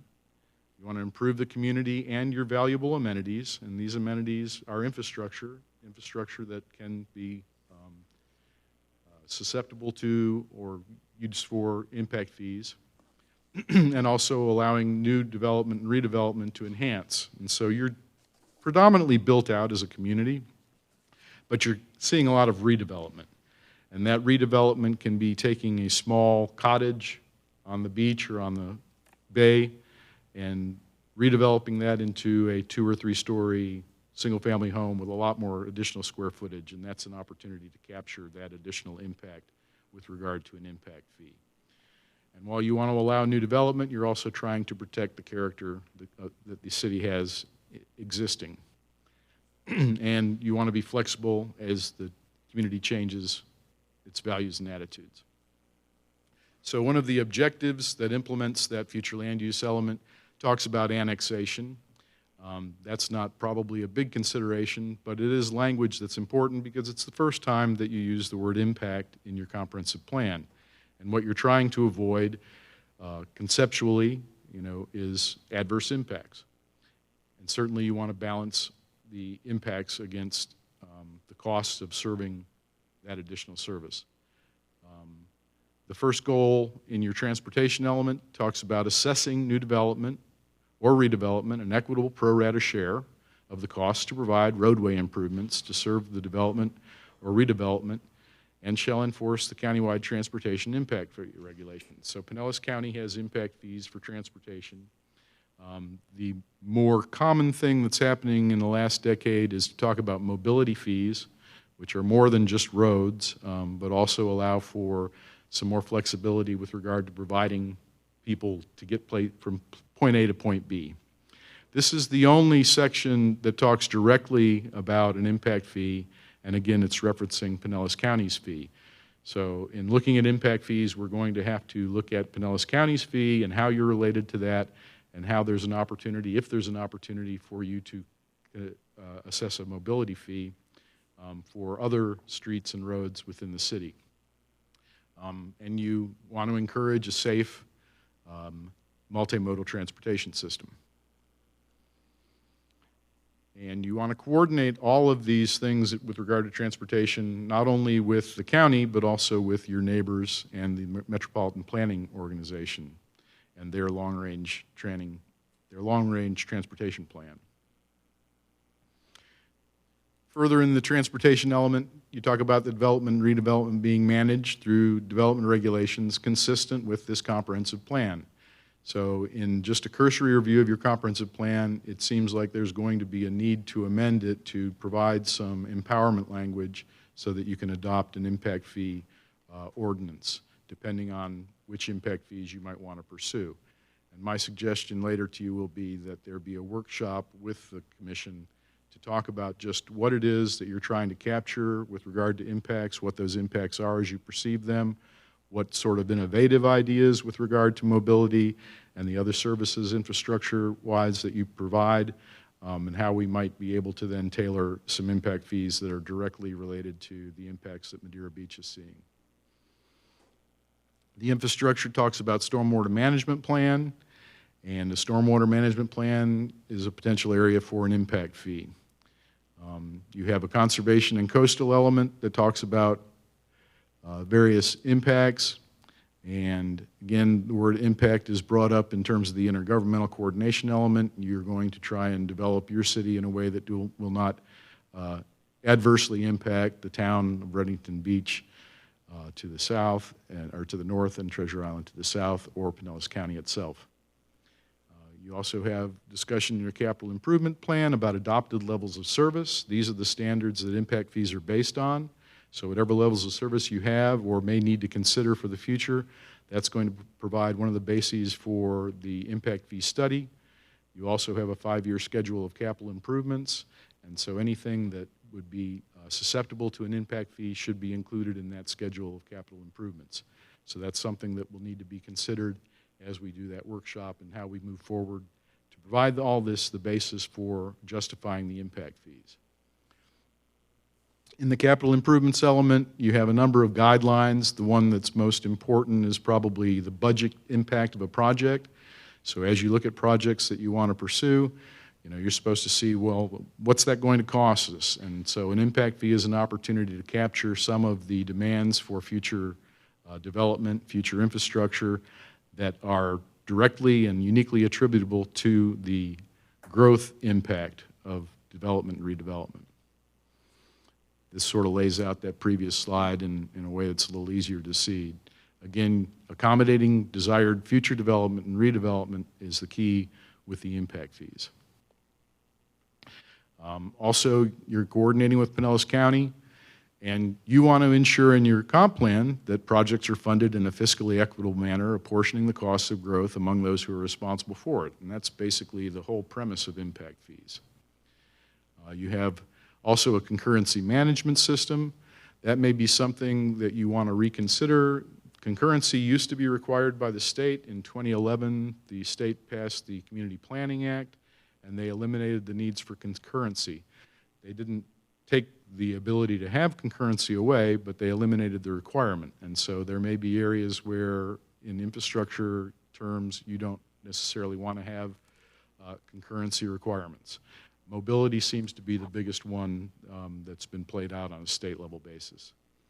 And then you have some policies that follow from that, and basically talking specifically about transportation impacts. I think one of the reasons for that is because Pinellas County has a fee, because I believe you're a partner in that fee, and also because transportation is probably the largest impact fee that any community can levy. Roads are very expensive to build, as you well know.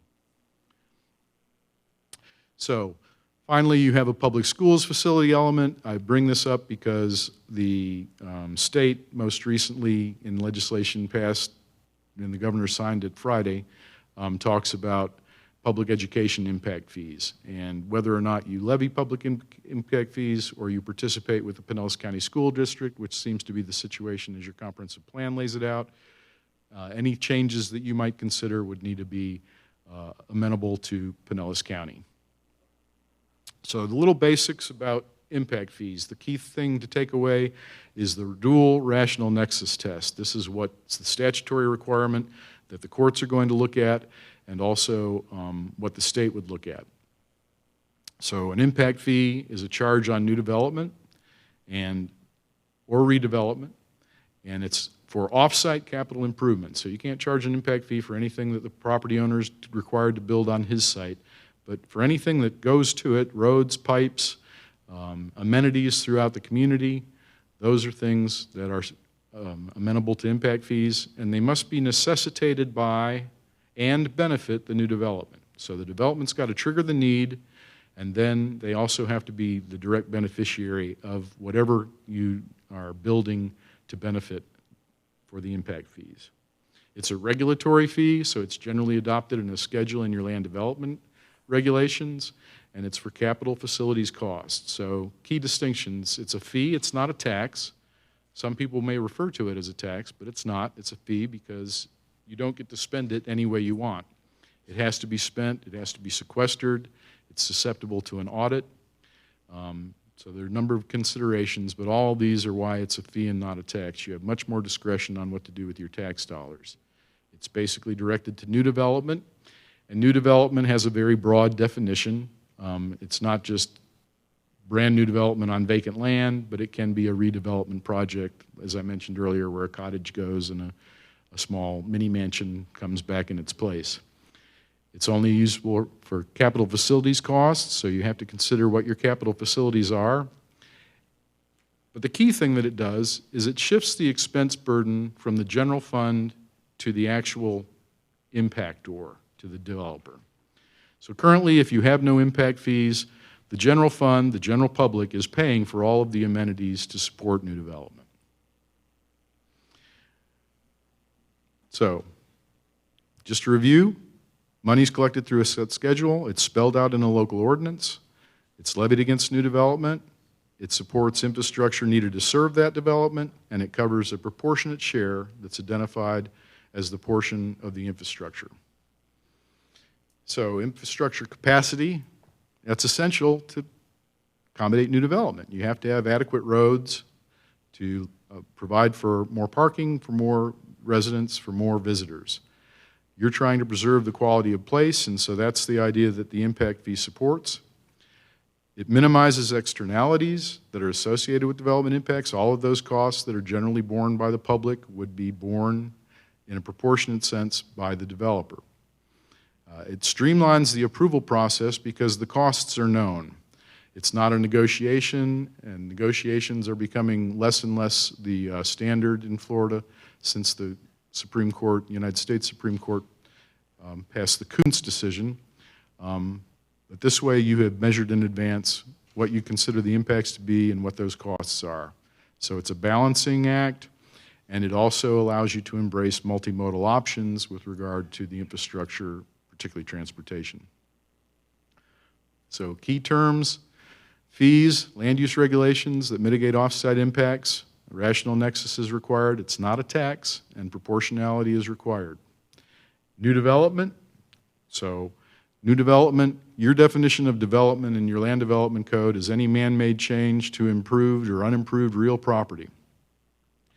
And that's standard from the National Flood Insurance Program, so that all of this is something that you can consider in terms of new development, but the infrastructure has to be necessary to serve that new development. And how that's measured is a policy decision for the board, which is why I'm going to recommend that our next step be a workshop. These are some of the capital facilities that have been used. Florida statutes names a handful on the left, and our general experience working with impact fees is also included on the left. The broadest probably is public facilities, which can be a lot of different things. You have a very strong Parks and Rec delivery services, and so that would be certainly something that you would want to consider in terms of, as you move forward, improving and passing some of those costs along to new development. The amount of the fee cannot exceed the actual cost. This is the rational nexus test. The funds have to be expended to expand the facility, and it can't provide a windfall. You can't use the money for other things. It can only be to pay for and offset the impacts of new development. These are a list of standards. I won't go through all these. You'll have this PowerPoint presentation available to you between now and whenever we schedule the workshop for, but this is a good primer on how to look at impact fees and things to think about to avoid problems. One of the biggest challenges in adopting impact fees are actually the challenges the development community can bring to the table, because they're not generally big supporters of impact fees, even though studies have shown time and time again that impact fees make for better development and for better communities, which are more attractive to the development that developers are selling, Nonetheless, there's an immediate cost associated, and they generally tend to want to oppose that. So, in a nutshell illustration, you see new development, all of the services, the roads, the sewer, recreation and parks, any amenities provided in the community, those are all a benefit, and the new development is an expansion. It's going to accommodate more people, more impacts, therefore it has a need. And again, all of these things need to be part of your capital improvement program so that they're in the comprehensive plan. This is the total cost on the left and all of the various ways that you as a local government have to provide for that. There are bond proceeds, grants, dedicated revenues, such as your ad valorem tax base, and then the impact fee making up the difference that the public rightly shouldn't have to pay for if it's being caused by a burden of new development. These are the statutory provisions that provide for impact fees. Again, I won't dwell on these. I leave them for you in the materials that are presented. That's the entire statute. Here are some of the legislative findings. They say that impact fees are an important source of revenue for local government and used to necessitate, or the new growth infrastructure necessitated, by new growth. It's an outgrowth of home rule power, and any impact fee that's adopted in Florida has to comply with the requirements of this section. The calculation of the impact fee has to be based on the most recent and localized data. So that's the need for a study to divine what inventory that you have of various facilities and what you're projecting to have in the future. There has to be an accounting and reporting of impact fee collections and expenditures. So there's a role for finance in administering these. You're allowed to charge administrative costs. The cost of administrating the program can be part of the fee collection, but it can't be any more than the actual cost. And the legislature will allow you to drop an impact fee at any time or decrease one, but if you want to adopt one or increase one, you have to have 90 days of effective notice before the law can become effective. There are I'm sorry.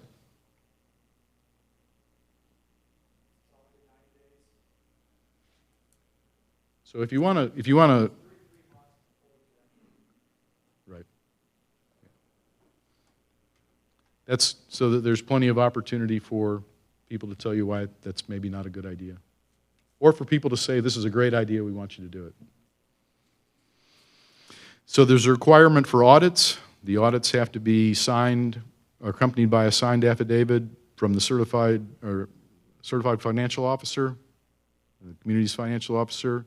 The audit has to be performed by a CPA, and there are statutory requirements for it. It's submitted to the Auditor General, and again, the chief financial officer, that's a C. Chief financial officer has to sign the affidavit, and it has to, of course, comply with all the requirements of the statute. Any legal challenge, and so the statute foresees legal challenges, the burden of proof is now on the government. It's not just a deference. Usually local government regulations are given deference by the courts, but what the legislature has said here is that the local government must provide a preponderance of evidence that the fees are fair. And that's why we do the studies, that's why we have the calculation. That should all be provided for before the impact fees are ever adopted. But sometimes folks want to act real quickly, and that's generally not a good thing because they don't then have that evidence necessary, and it's very likely then that it would be challenged. And the legislature is telling the court system, which is interesting, that they may not use a deferential standard, that they have to make a clear finding of a preponderance of evidence in any legal challenge. So these are the statutory changes that came down this year from the legislature. Mobility fee systems have to abide by all the requirements of impact fees, just making that clear. Educational facilities credits have to be based on the total impact fee assessed and not upon the impact fee of any particular type of school. So elementary, middle, high schools, they're all sort of considered the same type of situation. They prohibit the local government from collecting an impact fee prior to building permits. So in some cases, local governments would assess impact fees at the time of development order, but the legislature has said it has to be in association with a building permit. And it codifies that impact fees have to be proportional. So as the courts have sort of developed these case law type findings for what impact fees have to do, the legislature is now putting those into the statute. They have to be proportional and reasonably connected and have a rational nexus. So the statutes are echoing basically all of the findings.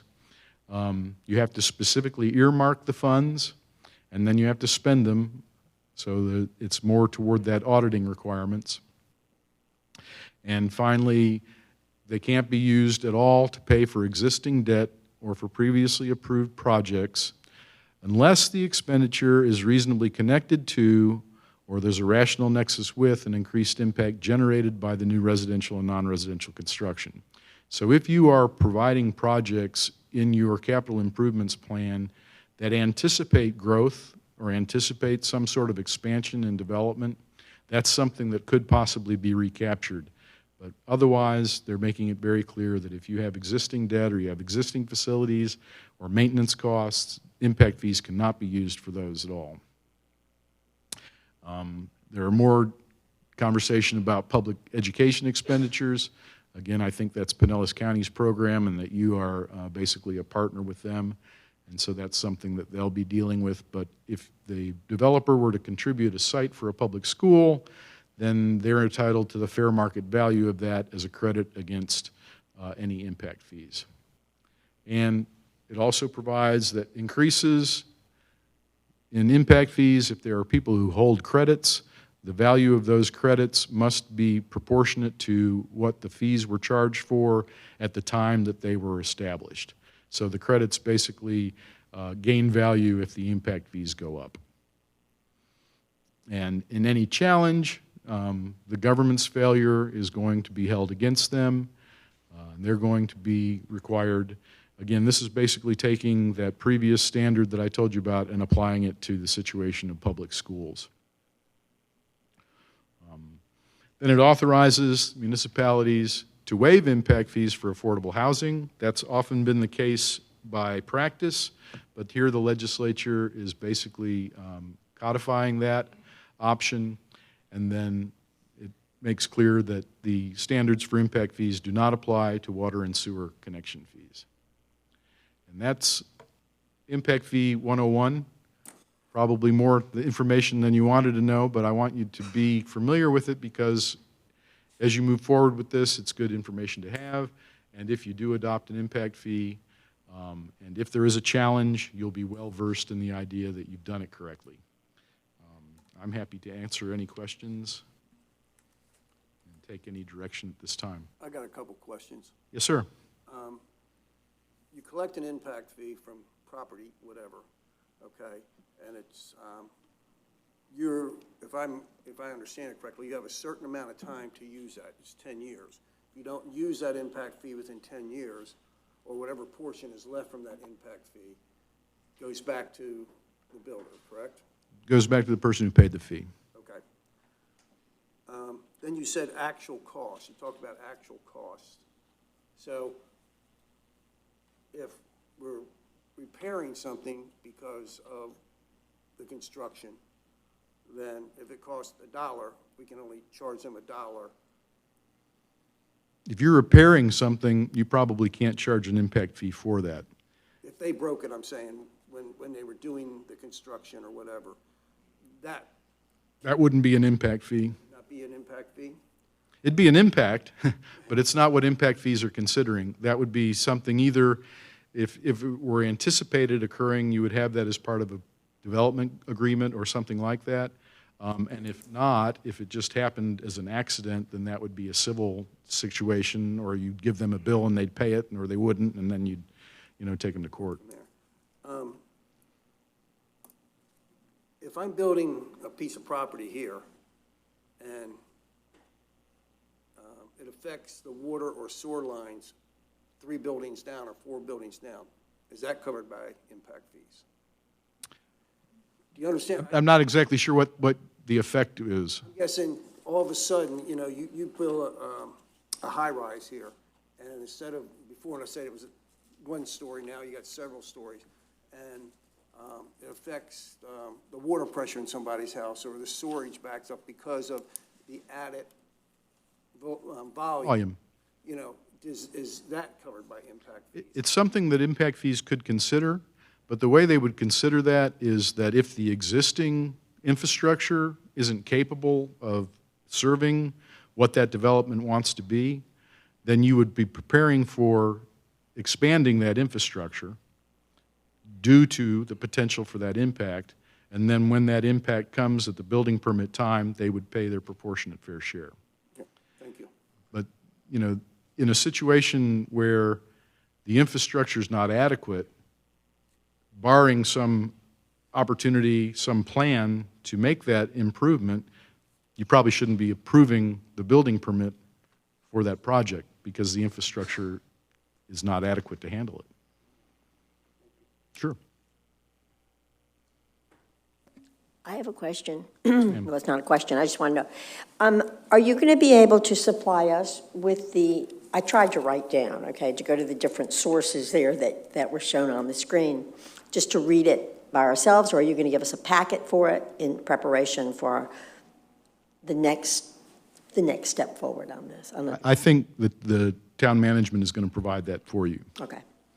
We were trying to get to this meeting and get this in front of you, and so we didn't have an opportunity to provide it to them in advance, but they have it now, and so I'm sure it will be, it's public record at this point, so it should be provided to you. Right. And I would love for you to have that and to get prepared for it in terms of getting ready for a workshop. So things that are strictly just a conceptual plan, or not even a plan, okay? Things that are being just thought about or dreamt about or whatever, okay, are things that may be considered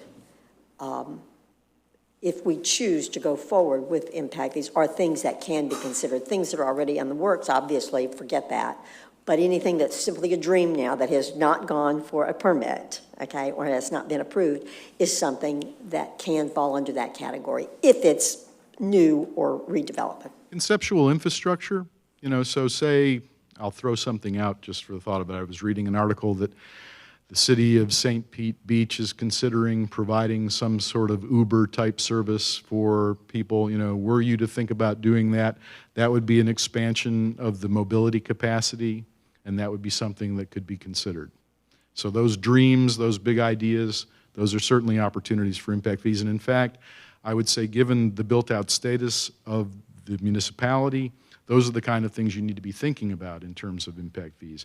That and the increasing diameters of pipes to, you know, when you had an adequate pipe to supply water to a bunch of little cottages, now you're having larger construction that has more folks staying there, you know, bigger impact. You're going to need bigger pipes. I don't know that you do, but if you were, then that would be something to think about in terms of impact fees. And anything that you have in your capital improvements plan that's there because you're anticipating new development or redevelopment is potentially an opportunity. That was what the one thing that I pointed out was saying, you know, you really can't, except if it is considered to be something for new or expanded development, and then it would only be that proportionate share that would be utilized by the new development.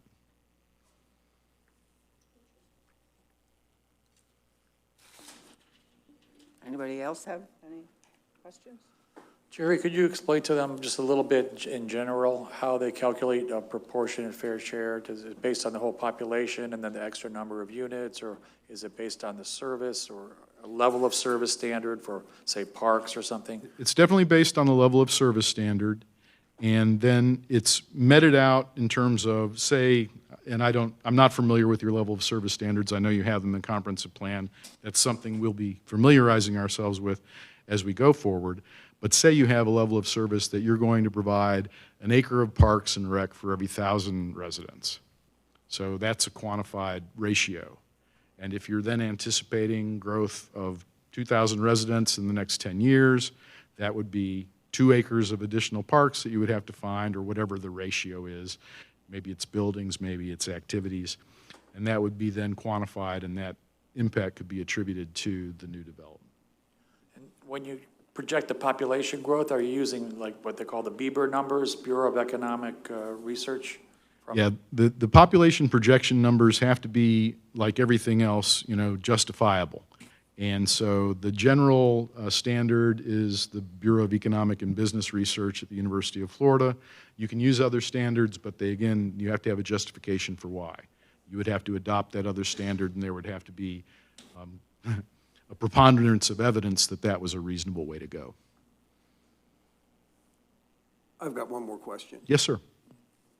When you're increasing the density, the population, in the long run, you're going to need more police, more fire. Is that considered in impact fees? I've got to hire another police officer, I've got to add another fire truck, or 3 more firemen, or whatever the case may be. That's what comes under the broad public facilities, and you just have to figure out a way to quantify that. Generally, people don't qualify, but there's new work going on in that regard where they might. But the vehicles, the building infrastructure to house them, those types of things, that's utilized in fire, emergency management, and police services. Governmental buildings are also governmental facilities. Those are all public facilities.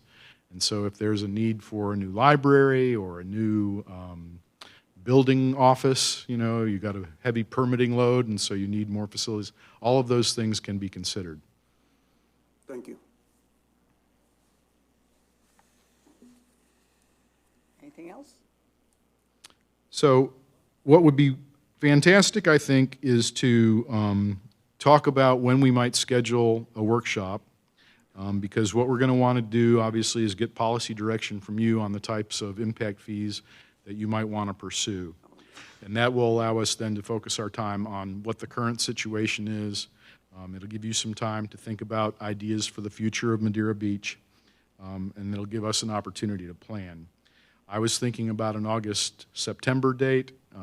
I don't have any control over your calendars, but that's a time that would be reasonable for us. I understand that you want to move quickly to do something. It's been discussed for a long time, and now it's time to act. That's the impression that I get, and so we're happy to accommodate that. We can move pretty nimbly under the interlocal agreement that we have in place, but there are a lot of things that have to be examined. We have to look at your charter. We have to make sure there's no restrictions. We have to look at more in depth at the comprehensive plan than the review that I gave you today. Then your land development code regulations, the agreements that you have with other local governments and Pinellas County. We need some time to understand the implications of the 2019 legislation. This bill that was passed definitely has home rule power aspects to it, but in terms of impact fees, I don't think it's very bad. You've probably heard from the Florida League of Cities about the detriment of this bill to local governments. But in looking at the impact fees, just again cursorily, it was just adopted on Friday, or signed on Friday. We want to understand those implications, and we also have an understanding that you're a deliberative body, that you work with committees, and so we want to make sure that we have time to make sure that everything is vetted out and adjusted accordingly. But I think the first step would be a workshop where we sit down with you guys and talk about, what the vision is for the future of Madeira Beach and where we can maybe try and offset some of the costs that would be coming from new development. So you're suggesting September would be a good time for you? August or September. I want to accommodate your schedule, but from what I've seen today, you're pretty busy folks, and so, how we accommodate that and again, what working with the new manager would be like, or the interim manager, we need to, I think, have clear direction from the board that this is the way you want to go, so that we're not moving down a path that we then aren't moving down for some other reason. All right, well, I would say that between the city clerk and the city manager, they can work together to come up with the proper date. I'd like to suggest maybe August, the middle of August, if we're looking at, if all of us, if the commission wants to look at suggestions now. I won't be here a lot in September, and I'd love to be a part. That's the other thing that we find in Florida, is that local governments often tend to get budget work done in the summer, and that's pretty much it, and then people take vacations and things like that. So I want to offer to you that we're trying to be as accommodating and fast-tracking this as possible, certainly if we can't do it until October, we can't do it until October. I mean, it's what it is. It's at your accommodation. Well, budget time is a big consideration, so Absolutely. I think we'll just talk about internally and figure out a best date. That's very good. Okay, thank you very much. I appreciate your time. Thank you. Thank you very much. Next item is Fantasy Planet Lease Agreement. Director Pierce. Madam Mayor, this item before you today is to seek direction from the Board of Commissioners how you wish to proceed regarding the lease that the city has for its property referred to as Fantasy Planet. The city has been in a long-term lease agreement with a entity for a number of years, and the lease is slated to expire in September of 2019. Staff is requesting direction as to how the board wishes to proceed, and if the board wants to have a more holistic discussion concerning what to do with that particular site. After reviewing the lease agreement, the city generates approximately about $114,000 in revenue annually associated with the agreement that it has in place. But after further analysis by staff, the lease does not call out, nor has the city received any payment for the utilities associated with occupying that particular location. So staff did break down what we anticipate the cost to be for the utilities for the use of that particular facility for the private sector operation, and it's approximately about $711 per month. So it is anticipated that the city lost approximately $129,000 in revenue, or there was $129,000 in cost incurred by the city associated with this lease agreement. If the board wishes to extend the terms of the lease agreement, staff would recommend that the board modify the agreement to include for the provision of utility payments to the city for the use of the space. The property or the tenant has asked for a longer-term lease agreement because they would like to make investment into the property, and if the lease agreement is set to expire, that they cannot make the sizable investments that need to be made because they need to ensure that they would be able to occupy that space for a duration, because it is well over $70,000 of improvements that need to occur in that particular facility. The city staff and the Board of Commissioners have had some conversations about what the long-term plans are for Johns Pass Village and some of the improvements that would come into place with respect to the sit walls and the site plan and master planning that particular area. So at this particular moment, staff is requesting direction from the board as to how you would like to proceed. Would you like staff to work on a long-term agreement? Would you like staff to look at an alternative option for the site? And if the board wishes to effectively move away from the existing agreement to provide the appropriate notification. This obviously is a workshop, so we're just asking for direction from the board as to how you wish to proceed. Director Pierce is here to answer any questions that he may need to provide from a fiscal standpoint. Staff stands prepared to answer any questions you may have. I've got a couple questions real quick. Maybe I'm just confused or reading it wrong. So we paid their electric bill or their power bill or whatever this was, $711 for 14 years? Based on the information we have, yes, sir. Okay, but that's what it was. It was electric or power or? Yeah, it was electric. Electric, okay.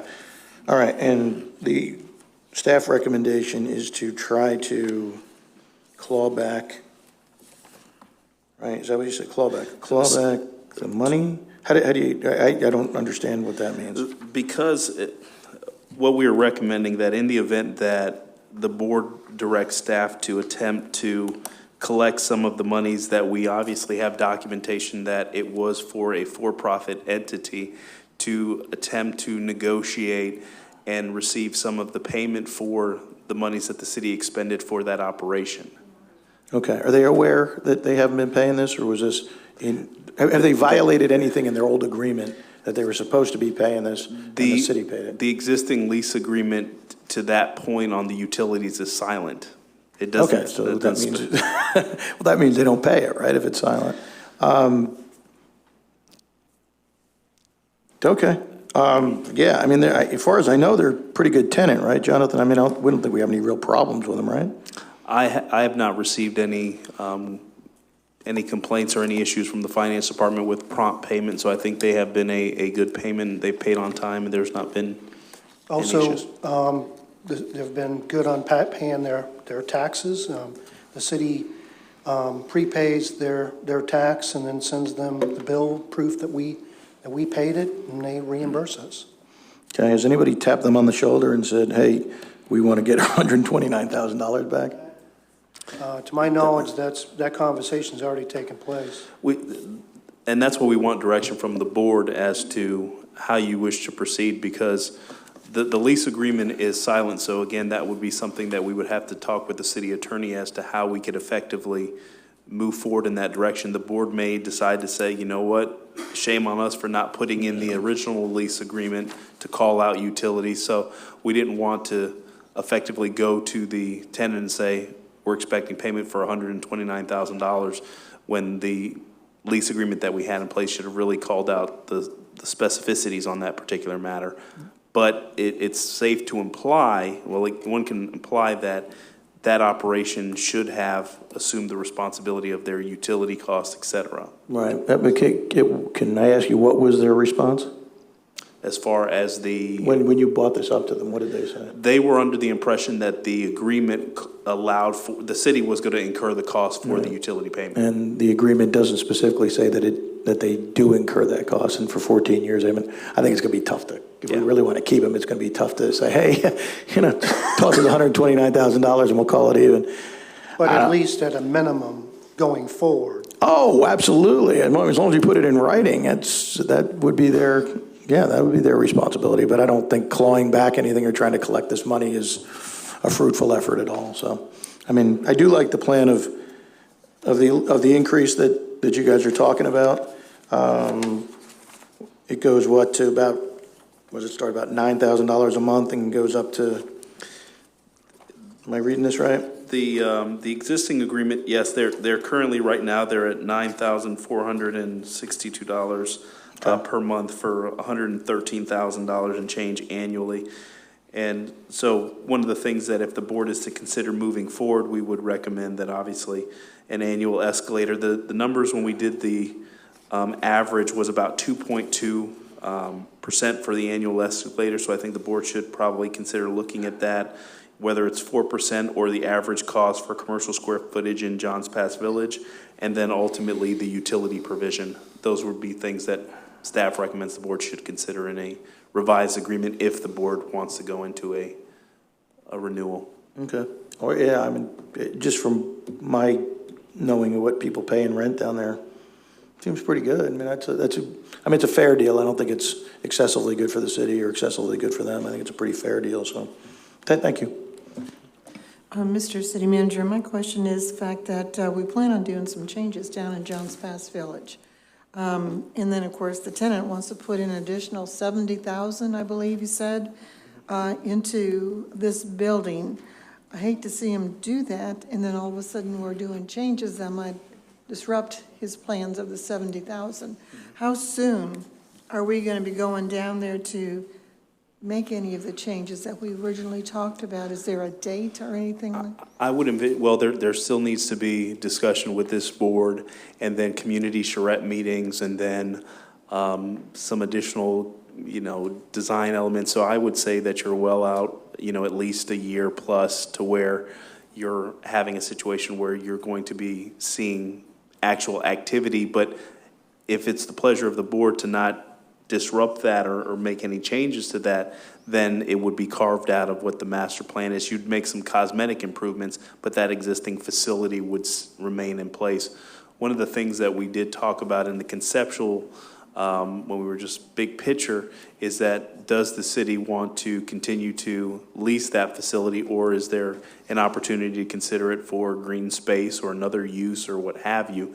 But the other side of it, if you demo it and use it for green space, you're going to have to, your restrooms are going to have to be repaired or a standalone facility, in addition to you're going to lose $114,000 that you're collecting today's dollars in revenue, and who knows what, as economic growth continues to happen and things continue to happen, what the long-term fiscal impact would be. So that would be something that obviously there would need to be multiple conversations with the property owner if the board wanted to go in another direction. But if you're going to make the improvements to the sit walls and the sidewalks and the roadway and still remain leasing the fantasy plan, I think that can be carved out and it wouldn't impact the property owner or the lease of the tenant. Now, there is another option, and I don't know what the value of the building is, but we could consider selling it and getting out of the landlord business. You would, but you'd have to get voter approval, and that is tough. Oh, okay. That's true, we did have to do that. You know, But we still could do that. what the mayor just said, and, you know, I read through the comp plan, you know, in regards to this. No place in the comp plan does talk about the city being a landlord. But what it does say is the city shall continue to seek opportunities for public land acquisition,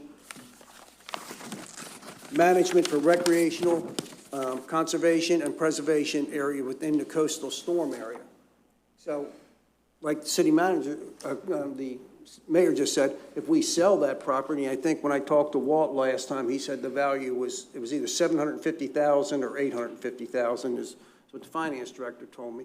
And we took that money and bought a piece of property on the beach area, and there's a couple open, and then set it up even as a parking lot, and then the parking meters in there would pay off that debt. You know, and we've opened something up rather than building another tall high-rise right there on the beach. You know, we've opened it up so somebody driving by can see the water. We're not, you know, or see the beach.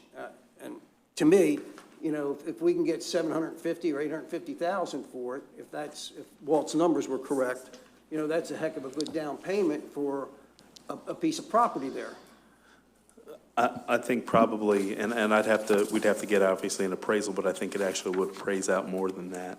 Okay. Significantly more We than that. paid $650,000 for it in October of 1986, because I've got the original warrant, the original deed, and the original description and everything of the property. We paid $650 for it. So if we On can- 10/2/87. I think the cost I gave you was the cost of of what it took when we purchased it, That might have been. and the the improvements that assessment, we yeah. made Yeah. after we acquired it. Right. I agree with the city manager. I think it's valued well over that. So if we take that money and buy something, you know, a piece of land that's one of those pieces of property that's on the beach side, and so people can access the beach easier, and, you know, especially with, you know, with that, what was it called, that the state passed about, you know, that's, you know, the beach, the property in front of the condo is their property, and, you know, stuff like this. You know, this opens it up more for the tourists, for the people who come here to enjoy Madeira Beach. You know, and then they're not locked in, but you can't come over here because that's our condo or whatever, so. That would be my recommendation, is to sell it or look for other places to purchase and then sell it if we can do that.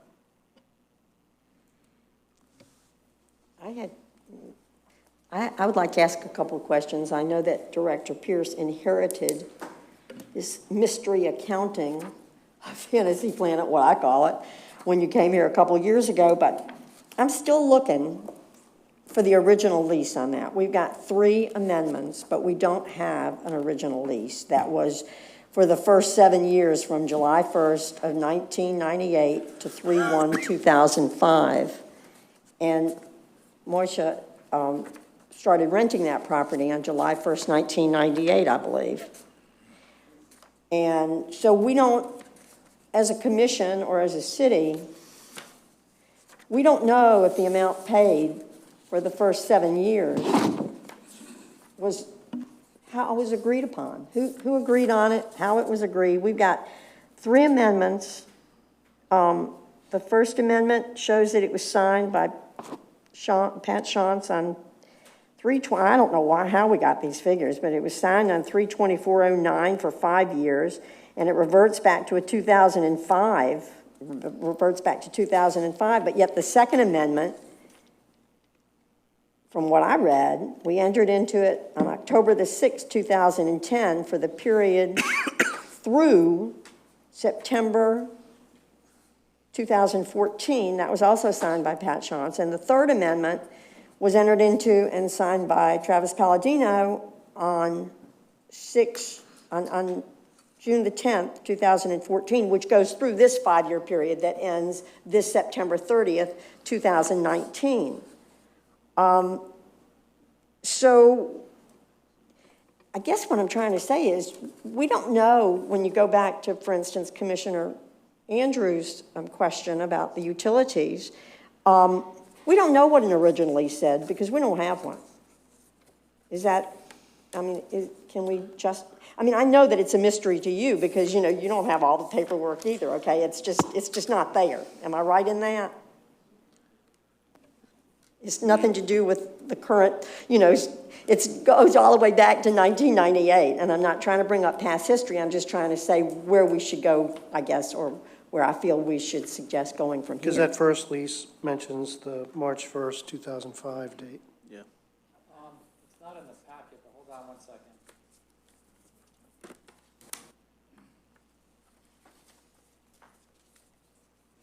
There's a 2005 fantasy plan of lease agreement, February 7th, 2005, which is, I believe, the March 1st one. It does not appear in your packet. But I have it here from a prior email scan, and you should have had this. I don't know why you don't have this. But it says, under utilities,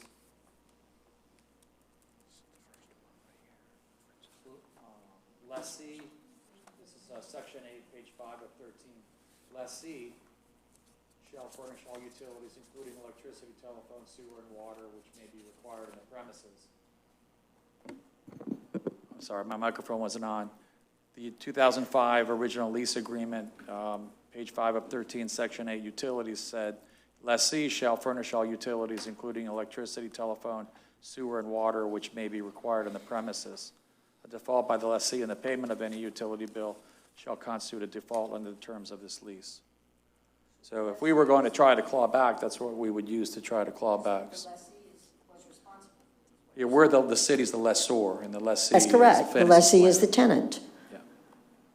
And it probably just didn't get repeated in the amendments because they're amending just certain sections.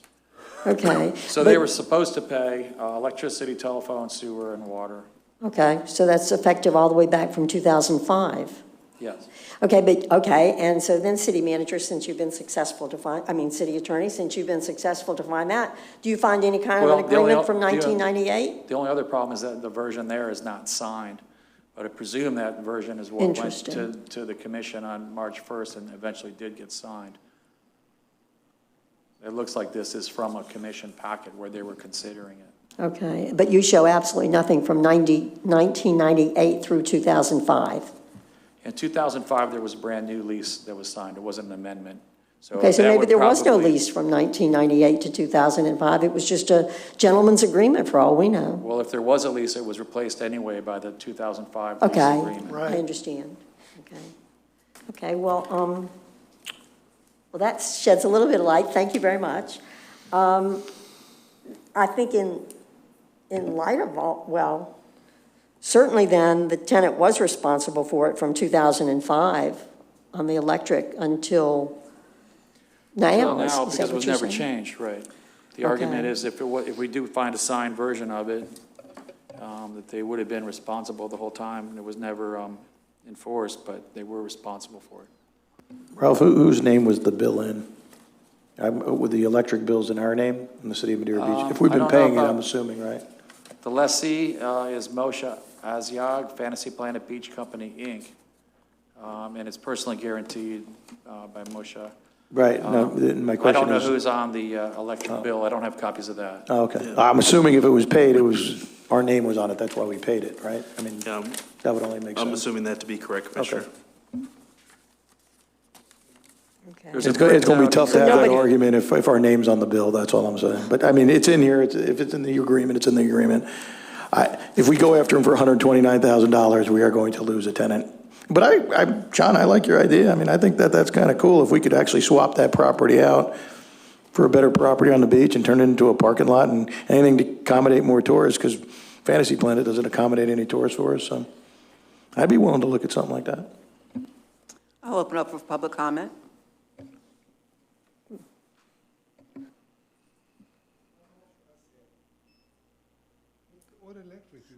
Please use the mic and give us your name and address. My name is Moshe, 11235 Cape Grand Circle, Madeira Beach. Electric, I'm paying for those years. I don't know, it doesn't, You just pull it. like that? Good. Electric, I'm paying all those years. What electric is you guys talking about? $750 a month. The information that has been provided to me by the staff has the account number and the bill summary that shows that the city has incurred utility expenses associated with the property for a duration now. And I can provide you a copy of that, and I'm sure that we can also get a copy of the print. Means electric? For utility costs, yes. What utility? I'm assuming electric. I don't have the breakdown of Electric, I'm paying. provider. I'm paying electric all those years. Yeah, Moshe, I got a question. Is it possible, don't we have power adjacent to that building Yeah. that we use for lighting and underground? So could that be the bill and it's not the bill for these guys? It could, well, I think I'm paying also it's when they $1,200 drop the a month. meter, they probably dropped another meter box and all that. I'd have to get specifically with Public Works to find out the breakdown of which meters and what all that entails for. But this was provided to me from Public Works as far as the breakdown for the utility costs since 2005 all the way to 2018, as far as costs incurred. Okay, Moshe, just provide the city manager with a copy of your electric bill. Let's Paying do a little every month research for on it. years. I'm there on $1,200 a month. Oh, yes, I agree with, All 30 years that I'm there, I'm paying electric myself. if you would just provide those bills. Sure, every one of them. All 30 years I can provide you with. Okay, 1 year probably fine. So what we can do, Madam Mayor, we can get the information from the tenant and then reconcile our information, and then I can provide you a memo kind of updating if there's any deviation or changes. But if the board wishes to explore Commissioner Douther's option, we can certainly do that and bring it back to You guys paying for the bathroom. That's right. Our bathroom is separate, yeah. separate. But I have my own timer. I have a question that goes back, I think, to the lease agreement on 2005, please. Because as of 2005, there was the one, and I don't know if this has any bearing on the future or anything, but I know that it has always been, the gift shop, okay? And when the ice cream store was added, okay, did that provide in the lease, or is that required to provide in the lease? I don't know, I'm just asking. It was. Was it required I've to seen the provide approval in the for it. lease another establishment, even though it's under the same roof? Okay, you've got really 3 businesses, you've got the ice cream store, you've got the girl who does the henna, and then you've got the gift shop. So I just didn't know if that's considered 3 businesses or still one.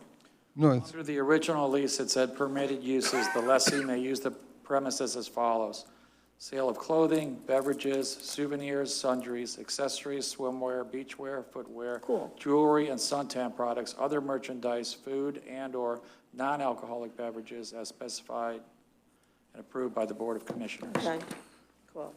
Then that's, and that's the one that's unsigned, right? Yeah, but I presume it eventually got signed. Unsigned, okay.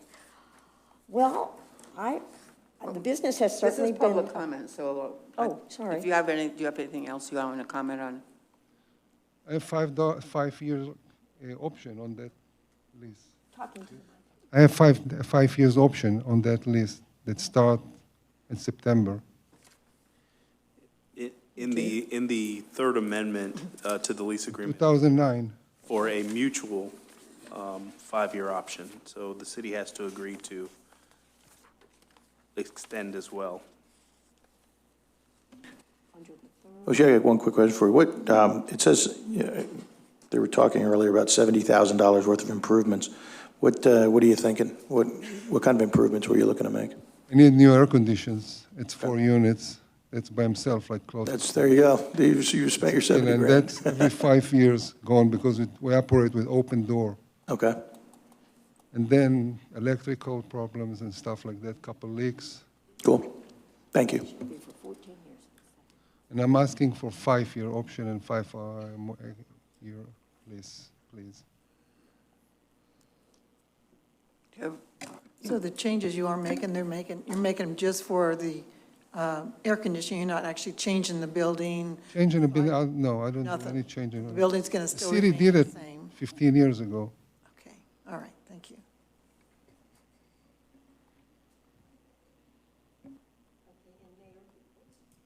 The lease term on that page 1 of third amendment to the City of Madeira Beach lease agreement does state the term of this lease shall be for 14 years and 7 months, commencing on March 1st, 2005, and expiring on 2019, with an option upon agreement by both parties to renew for 1 additional 5-year term upon terms to be agreed upon at the time of the renewal. So it is certainly upon agreement by both parties for an additional 5-year, right? Yeah. Okay. Then I guess my thinking is I kind of have to agree, with a couple of the other opinions before me that certainly sometime I would also love to see that property be not a building. I'd love to see it be green space. I think it's one of the last opportunities that we as a city have to make that, possible. Not that it would happen in 3 years or 5 years, I don't know. So I guess I'm more of the opinion that we should consider maybe and think about it some more, consider it not for a 5-year not for a 5-year term, okay, but perhaps a renewal for a 2 or 3 year term and not do those, not agreed to to Moishe's original idea of putting a lot more into the building because you're right, we might want to do something else with it. But I think that if we do have a new, or if we renew the terms, we need to do a proper lease. It doesn't need to be this Fourth Amendment and all this other stuff. It needs to be clearer. And I would have to say that based on the real estate in the village, I would think it should be a 5% increase.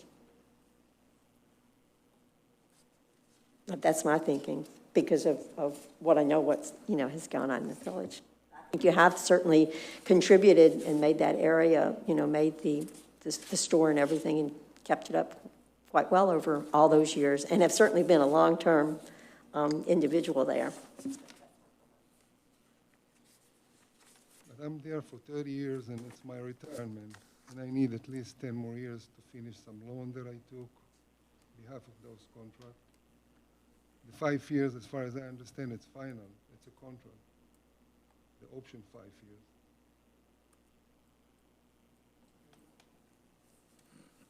Check with the lawyer. Well, at this point, what I'm hearing is that we have several options here. We can tear it down, and we can sell it, or we can continue the lease. The 5-year is an option upon the agreement of the parties. So if you agree, you can go for 5 years, but you don't have to agree for 5 years. Right, but there's an option of continuing the lease. Yeah, I want to make sure you understand too. Okay. It's not, you're not obligated to give them 5 more years. One of the things the board can consider is that between now and the lease set to expire or discussions about the board extending it, we can get a commercial appraisal on the property And then that can be part of your decision packet that you will discuss as to what your options are. So we can certainly do that I think and that's an excellent get idea. it scheduled for another workshop before the board. Because that'll give us more data. Mhm. Do we have a consensus to do that then? Okay. So we'll be reconvening to make some decisions. Okay. Thank you.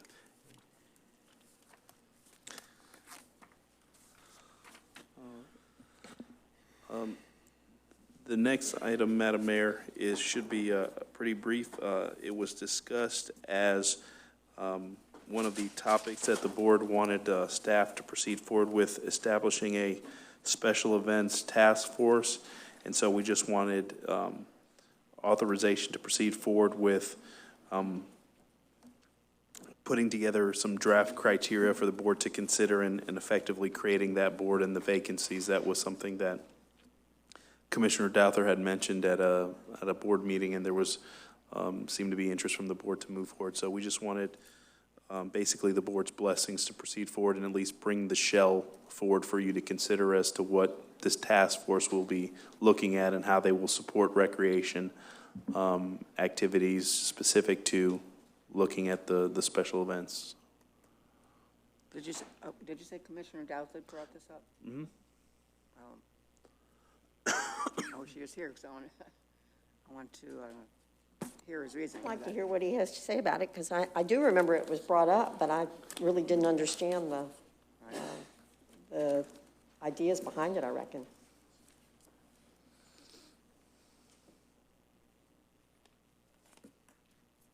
Well, we probably really don't need him. Can you call a 5-minute recess and we can go to the restroom?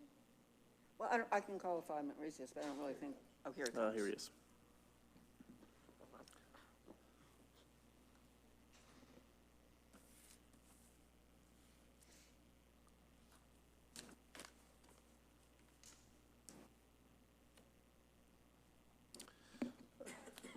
Commissioner Douther, just to update, no problem, just to bring you up to speed, is that obviously you discussed this item, Special Events Task Force, at a previous board meeting, and staff just wanted the blessing from the board to go forward and create the shell of what this board is to look at, what the criteria for the people to be seated on the board would need to be. So we just needed some general, we needed first the blessing from the board to proceed, and then some general criteria that the board may want to establish, and then certain, if there's any events or programs or things like that, that they would want them to look at.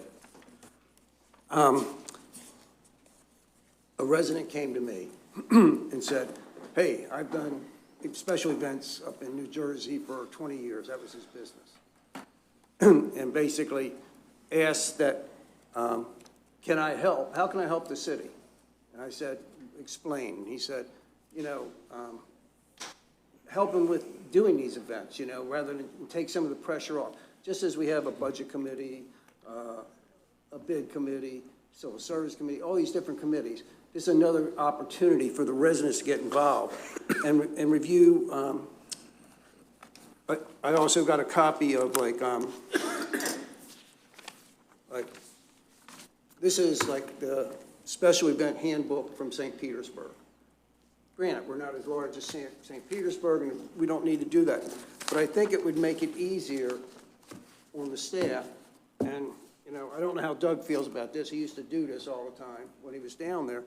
But just another tool to help our employees do their job better and to make the events even better than they are right now. And that's kind of what I was looking for when I asked and asking the board to consider this, What can they see that we're not seeing, or what our employees are not seeing? How do we make the events even better than they are right now? And possibly even bring in new events, that can help the city. So that was my premise behind, the person called it a task force, a committee, a task force, whatever you want to call it, to kind of move forward with events for the city. So that's what I'm asking the board to consider. Certainly, it's worthy of consideration. The only thing I'd say is expand it. I mean, make it a recreational advisory committee or something like that, and recreation and special events, or, I mean, they're both housed in the same building.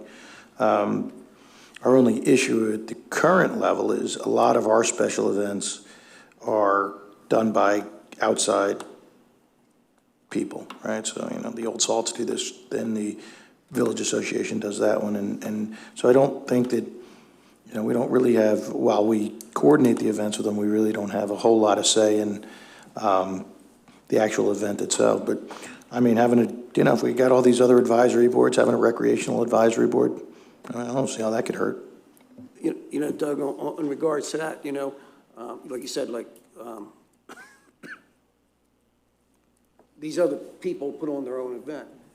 But this committee might be able to come in and take a look at that and say, you know, for the city's purposes, maybe we can add this or subtract that or whatever to make an even a better event to attract more people in a better way. And that's kind of where I was coming from. And we already have a lot of city events, too. Yeah. As well as. And they would look at all of them, you know, walk through there, make some notes, whatever they do, you know, and then come back and report to the commission and say, here's what, you know, I think that we need to do next time these people have an event or whatever. That's, you know, and I'm not saying Jay's not doing a good job or Doug wasn't doing a good job. I'm just saying the more eyes we have looking at it, I think the better off we're going to be. I agree. Yeah, I mean, as long as it's just, I think, you know, we have to make sure that when we write it out that it's an advisory board. We certainly don't want to impede on what, on Jay's job or the director's job, and we don't want to impede on what our people that are paying us money to host events are doing. So, yeah, I mean, look, your ideas are good, man. Education's good. So. Floor is now open for public comment on this item. Floor is closed. Any more discussion?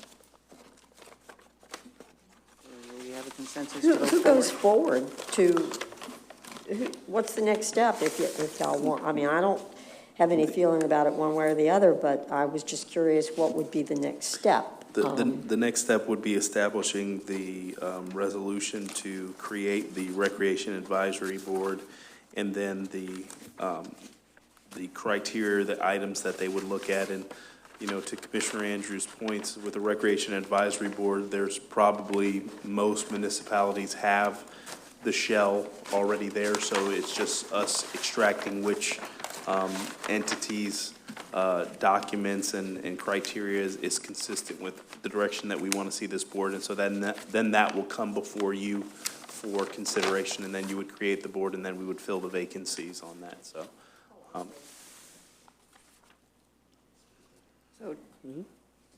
Commissioner, could you, before you leave, could we just get a consensus? Pardon? Before you leave, could we get a consensus on this item? Oh, right, okay. That's why I was asking. Yes. Thank you. Sorry. Okay, we have a consensus. Thank you.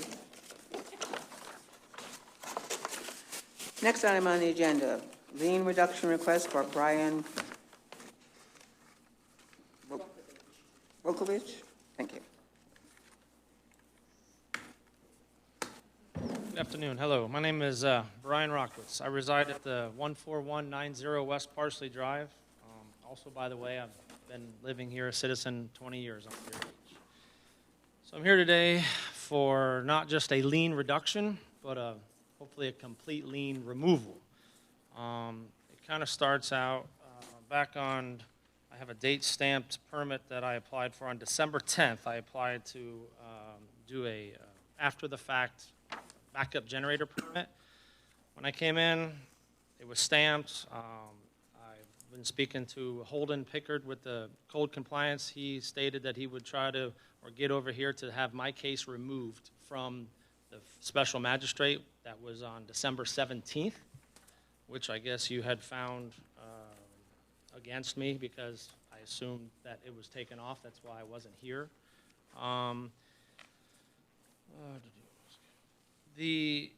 When I apply for a permit, it's going to take more than 7 days to go through. In fact, I was looking here, it didn't get denied for almost 30 days. So it actually took 30 days to go through the process of go through zoning, go through that. So it's kind of weird that you guys had a meeting about something that I applied for a permit. That meeting probably shouldn't have had me in it because I'm trying to get compliant, and yet you guys still had a judgment against me, and obviously there were some fees incurred on that day by everything here. The city we went through zoning, everything went fine there. The city building inspector denied the permit for the reason that the job value was not enough or too low. I explained to him that I'm capable of I do all my own work, all right? So I put a value that it was a 16-year-old used generator that I was doing all the work. So I put the value of $2,400, because I can pay myself whatever minimum. Well, he stated that because of some FEMA guideline that I've never seen or heard of, that he denied the permit, all right, which is the cause of this whole lien thing, because if he would have applied or, approved it, we wouldn't be here right now. I had a meeting with the city inspector and stated, he states that it has to be a certain amount, but I told him that not every job is black and white, and that he was covering his ass, not my words, his words, with saying that, oh, I can't submit this because this is not, real numbers. But I told him, I said, this is the job and this is how much it cost me. I stated I was doing all the work to all the guidelines, and if it wasn't to code, they could red tag me or until it was correct. I then brought in Mr. Jonathan Evans, the city manager, and kind of spoke to him, and I told him about what the situation was, and we both agreed that we're punishing our citizens because they are capable of doing the jobs themselves, but yet the city is saying, no, it has to be more than that. That's not enough of money, but in my case it was. He said he would talk to the inspector, and he said he had to sit down or a meeting with him or talk to him, and said that, look, Brian, if you give an affidavit stating that you are going to do the job for what the original plans were and the original amount, that he would okay it. So then I submitted an affidavit,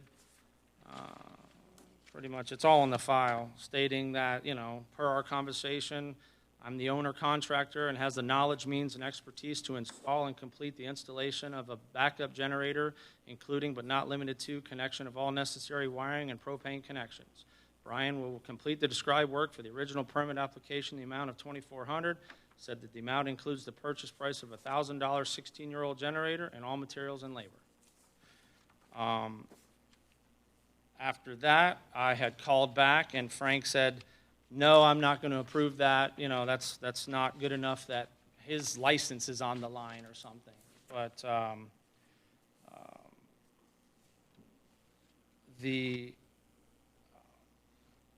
after all this, they finally approved it, but they made me, because again, this was the only way they were going to approve it, because he seemed like the inspector was stuck on this amount that I had put down there. They made me raise the value of the project to $5,000, which it's not, okay? And then the next day it was approved. So it all came down to, I think, him not wanting to approve it, because we had gone through everything else. He's the one that denied it because he thought the value was low. So I'm here. Now, there was the hard costs, I guess, that are associated with filing a lien and everything. Some of those costs, I should think that, again, they gave me some stuff that was $304 for this, $100-something for this, and $40 for another thing, and the filing fee and all that. The first meeting shouldn't have even happened. I was 7 days. I submitted my permit 7 days prior to the meeting, so you have to let that permit go through the process, and obviously it took a month just to go through the process and get denied. So, I don't understand why we're in a rush to judge and to penalize our citizens here when I'm just trying to go through the process that you guys have told me to do. So I'm looking for a complete, removal of all the liens. I guess and that also is a case. They not only lien my property here, which I understand, that's probably, but they also liened any and all properties in my personal name that I don't think that should have been done. I've talked to an attorney. There's two ways that they can do it. They can say, we're going to lien the described property, which obviously my house here in Madeira Beach is the described property, or they can lien my property, the described property, and all other properties. Well, that has caused me grief because my grandmother passed away and left me a 25%, stayed in a condo, which we are trying to sell. I can't do anything because you guys have applied a lien to a house that's not even in this city and has nothing to do with this particular problem that we're having. And I think this all stems from the city inspector not, just getting hung up on the value of the job. But the job was the job. Madam Mayor, if I may, with respect to the conversation, we did have the exact conversation that the gentleman described. It was communicated to me that in the event that he would to sign an affidavit and show that he has the expertise and wherewithal and the means to effectively do the work, that would suffice. So that conversation, as was communicated, did happen. And I did have that discussion with the building official. And then I heard today was when it was provided to me that the permit was only then approved when the value of the permit went up. To my knowledge, I thought it was approved based on the conversation that we had as to what the anticipated cost would be, because the gentleman before you this afternoon has the wherewithal and the abilities and the appropriate licenses to be able to do the work that was necessary to be done on his property. So I just wanted to state that for the record, that that conversation did happen as discussed. This has been going on since December 10th. This is when we first started this, and we are now in July. I came before you back in May to first, get this thing resolved, and again, that's been now almost 2 months. So, we've lost the deal on the condo that we're supposed to sell again. So, there's financial hardships because of this, and again, I'm hoping that you guys for sure, remove the liens that were, I don't even know how much they are, because the liens were supposed to start at some time, but then I was told that they were actually not actually filed until June. So I don't even know, at $250 a day, if we're talking December or even February, I mean, that's a considerable amount of money for a $2,400 backup generator job, and to put a lien on another property that has nothing to do with this, you know what I mean? So I'm here to have that heard and also possibly look at some of these hard costs that I guess you cannot waive, but some of those hard costs shouldn't have been incurred to me because the meeting shouldn't have been held because I was in the process of applying for the permit. So you have to let that process, which is your process, go through its case. And then, okay, no, you got denied, and now, either retroactively do it or now we hear your case, special magistrate. I've got a quick comment. I ran into a resident that had a similar issue now, and about the bid being too low. Now, I think this resident was doing something a little different. He might have been paying a little cash to keep the price down so that his permit price wasn't that high. This is obviously not the case with this gentleman. So I know why they put that clause in there, to keep that from continually happening, right? Yeah, I mean, I went through this pretty good the other day and kind of looked at the dates, and it's Brian, okay. What he's saying is pretty much exactly correct. The dates match up. We started finding him on December the 8th, and we didn't have his meeting until December the 17th. So we were finding him before he actually stood in front of the magistrate, from what I understand. I also think this, and it's not Frank's fault. Frank's following the rules. He explained to me about the calculator that he has, and although I didn't see it or didn't see any examples of it. I asked for it, and I've never seen it. I tried to Google it. There's a FEMA.gov that says, if there's a disaster, yes, there is certain guidelines with prices and labor costs and everything. If that's it, this is not a disaster. And again, I mean, we're we're talking about a $2,400 job here, you know, Right. doing all the work. Right. And I built the house myself. I mean, I've done everything to the house. You know, we tore it down, we built it. So, you know, I pay a lot of taxes, and I just, and like I said, I was doing everything by the book. Granted, I did after the fact, but I mean, once I got in front of this, I thought, okay, we've got the process going, but then all of a sudden liens and this, and then this didn't actually come until May when we were trying to sell this property, and then I found out, oh, there's lien, they put a lien on that property, which is in Pinellas Park. It's a condo, and that's what really has caused me quite a bit of grief here. You know what I mean? I understand we'll get through this, but we've lost that deal, so now I've got to go out and do another one. Yeah, I don't see this fellow being a malicious guy and trying to put one over on us. And Frank just did his job. So, I mean, I think that's a wash as far as that's concerned to me. I mean, these are imaginary fees anyway, as far as the $500 a day thing. I don't think that, I mean, I've got no problem absorbing these. It's up to you guys, but this seems like logic should probably take over here, and we can just move on and let this guy get on with his project and let him sell his condo.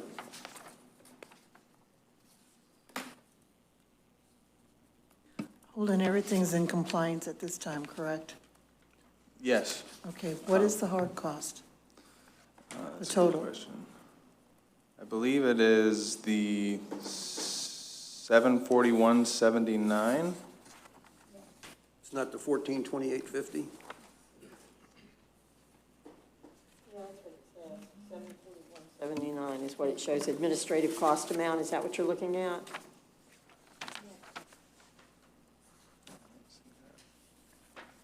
But surely we did more work. I mean, or did more things. If the permit were all the permits approved, or I had difficulty following. I just. The permit is an after-the-fact permit, and they pay, how many It was times? after the 3 or fact? 5 times the amount of the building permit fee. 5 That's times. 5 times. That's separate and apart from the code enforcement case.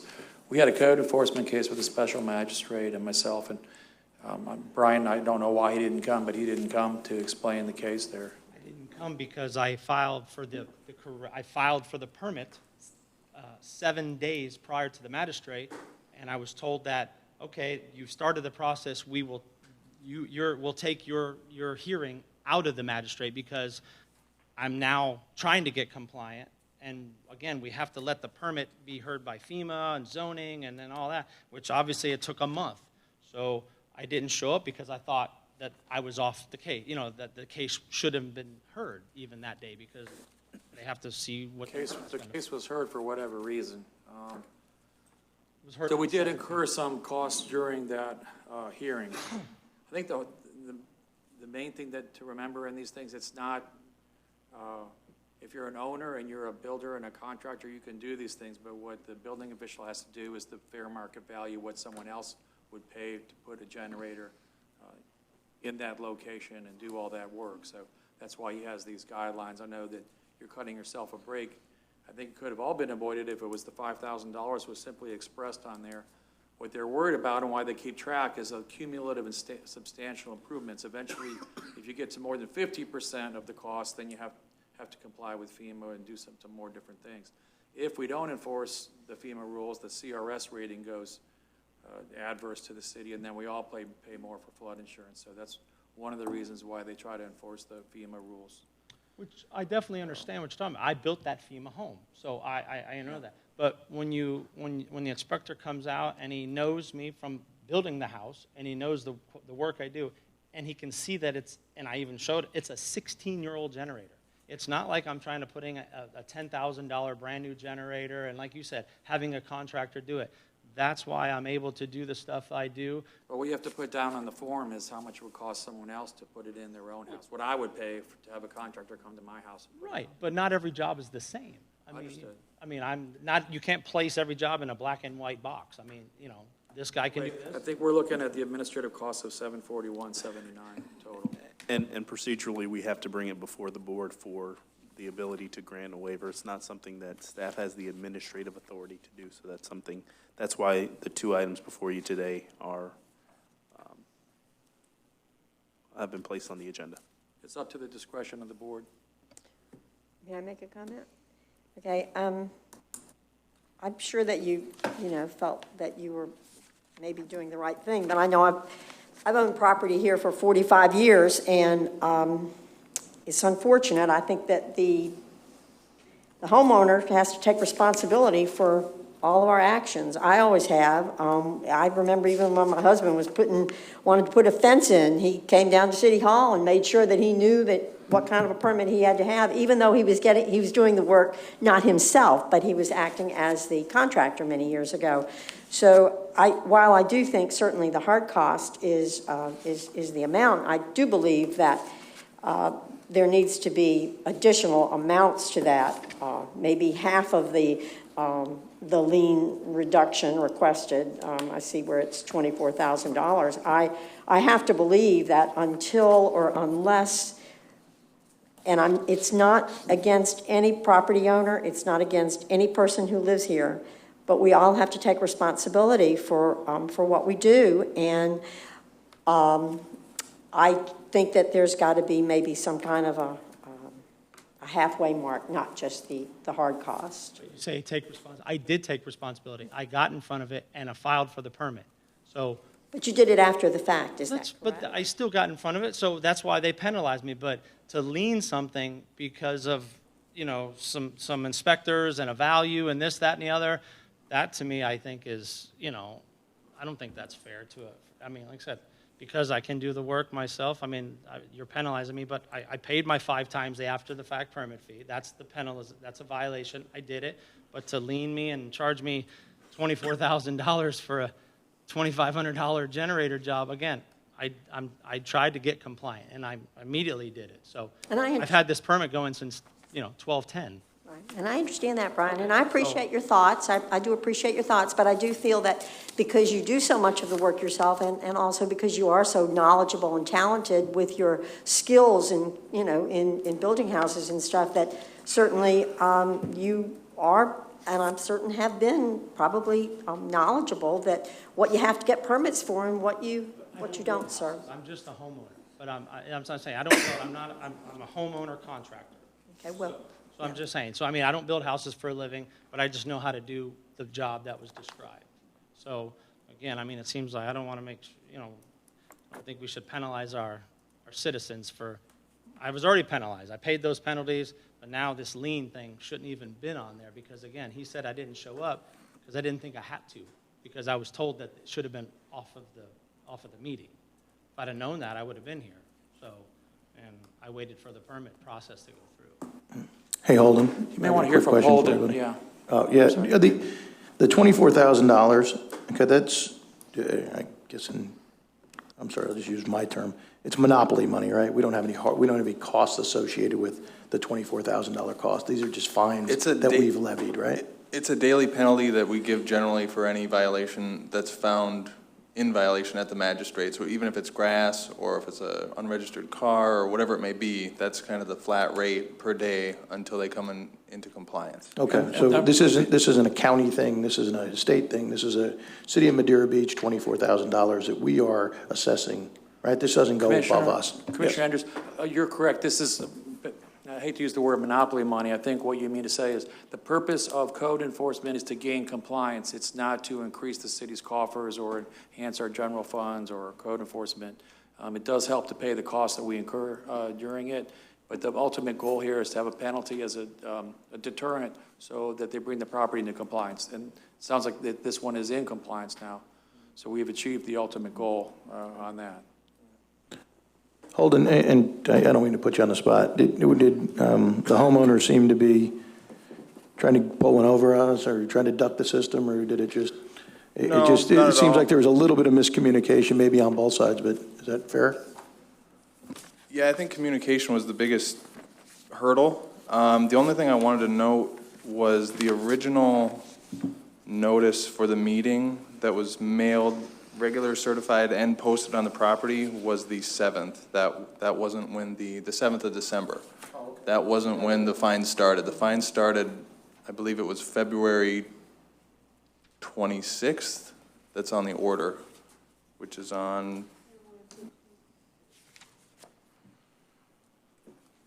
Right.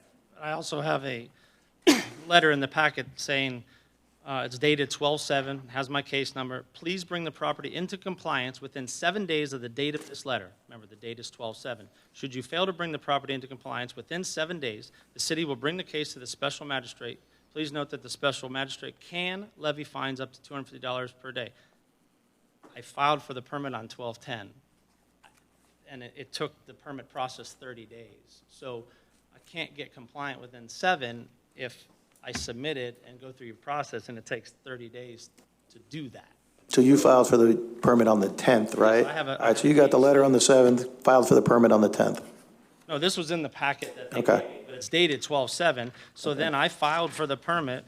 I have a date stamped on December 10th, which Okay. is 7 days before the magistrate meeting. But 3 days after you got the letter, right? Okay. Well, And then I said, okay, then Holden said, okay, we'll get that taken off, so, you're trying to get compliant, you're going through the process. So, okay, and that's why I didn't show up, because I thought it was taken care of by applying for the permit and going through the process. I feel we should just go ahead and take it off. It's just, there's just a lot of time frame lost in the middle there, so. Yeah, it's a miscommunication, everything, Yes. it was just, like I said, it sucks that we're here, but, I'm here now and I'm trying to, I remember when you came back in. Yeah. Came in here in May, I think Yeah. it was. And And like I I said, remember I'm you were just very trying to- concerned about it at the I time. was. Well, I'm concerned about this because I don't want to lean on my, nice home I built, and then this lien on my other properties Correct, is really correct. affecting. My uncle is in Wisconsin, going, what's going on? What's going on? What's going on? So, I'm doing everything I need to do to try to get this, alleviated, and I No, don't- appreciate it. Then we just go ahead and just wash it out, let it go. I agree with you. Do you think he should pay administrative costs? I'll tell you what, I mean, if we're going to get caught up on that, maybe we can chop with split you okay with paying $370? I know I should pay something. So We got, I think that's kind of a fair thing to do. It looks like there was a little bit of miscommunication on both sides. I think these fines are for people that are maliciously trying to, avoid doing things and trying to sneak around and build sheds in their backyard with anybody knowing about it. I don't see this as being the case, and apparently, Holden doesn't appear to be saying that, this was a shifty guy, we couldn't find him. I mean, this was kind of right in front of us. It just seemed to kind of get caught up in the cycle. So, yeah, I'd vote to waive the fines, and we'll chop the administrative costs, so like $370 to $71. Do we have to have a vote, or we can have a consensus, city manager? You would need to take official legislative action. You would need to vote on it. I couldn't hear you. You would need to take official legislative action. You would need to vote on it. Then we need a, but you don't do much. And I make a motion to waive the $24,000 in lien costs and split the $371.79 between the city and Mr. Rockowitz. Okay. I'll second. Any more, let's open for, And Madam Mayor, if I may, you're taking official action here at the workshop, but what's going to happen is I'm going to take this item, and then if it prevails, I'm going to put it on the consent agenda to memorialize it at a regular meeting at the July 9th meeting. So I just wanted to provide some procedural clarification. any public comment on this item? Public comment is closed. And do we get a second? Oh, that's right. Any more discussion? Will the city clerk please call the roll? Commissioner Andrews? Yes. Vice Mayor Hodges? Yes. Commissioner Weinstein?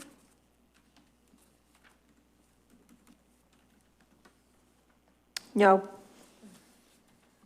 Commissioner Douthert? Yes. Mayor Black? Yes. All right. Mr. Rockowitz. Thank you for your time. much. Thank you very much. Next item is lien reduction request by Scott Anderson.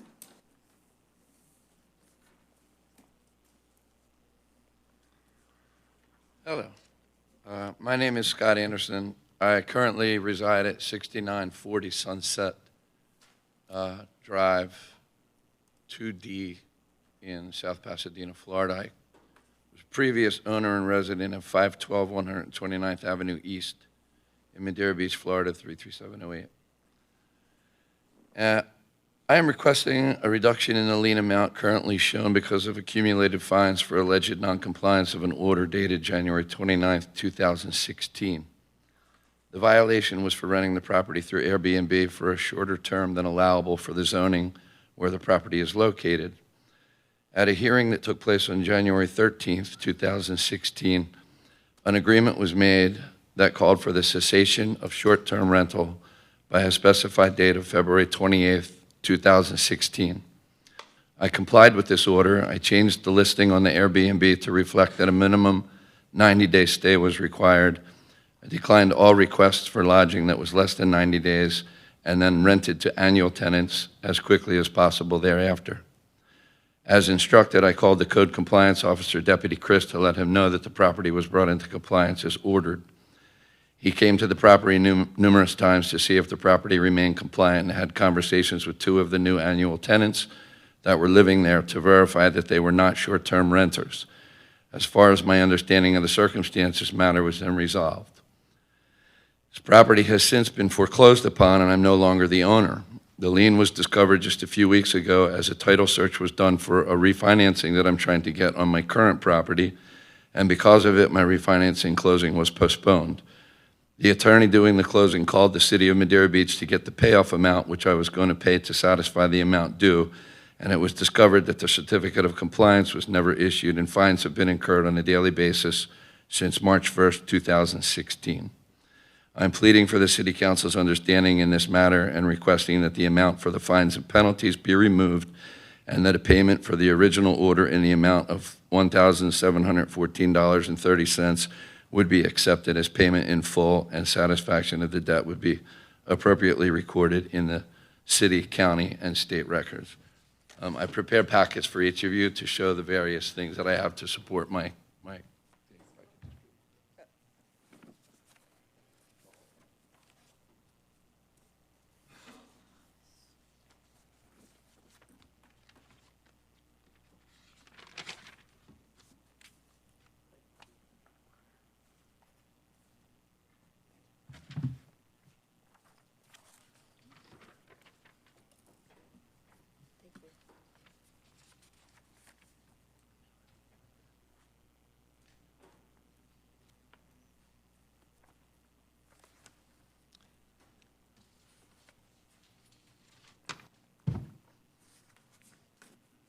I would like to mention also, too, that I have Tourette syndrome, so I have various facial tics and body tics that I do not have control over. So, secondly, I do also wear hearing aids, so I have a little difficulty hearing.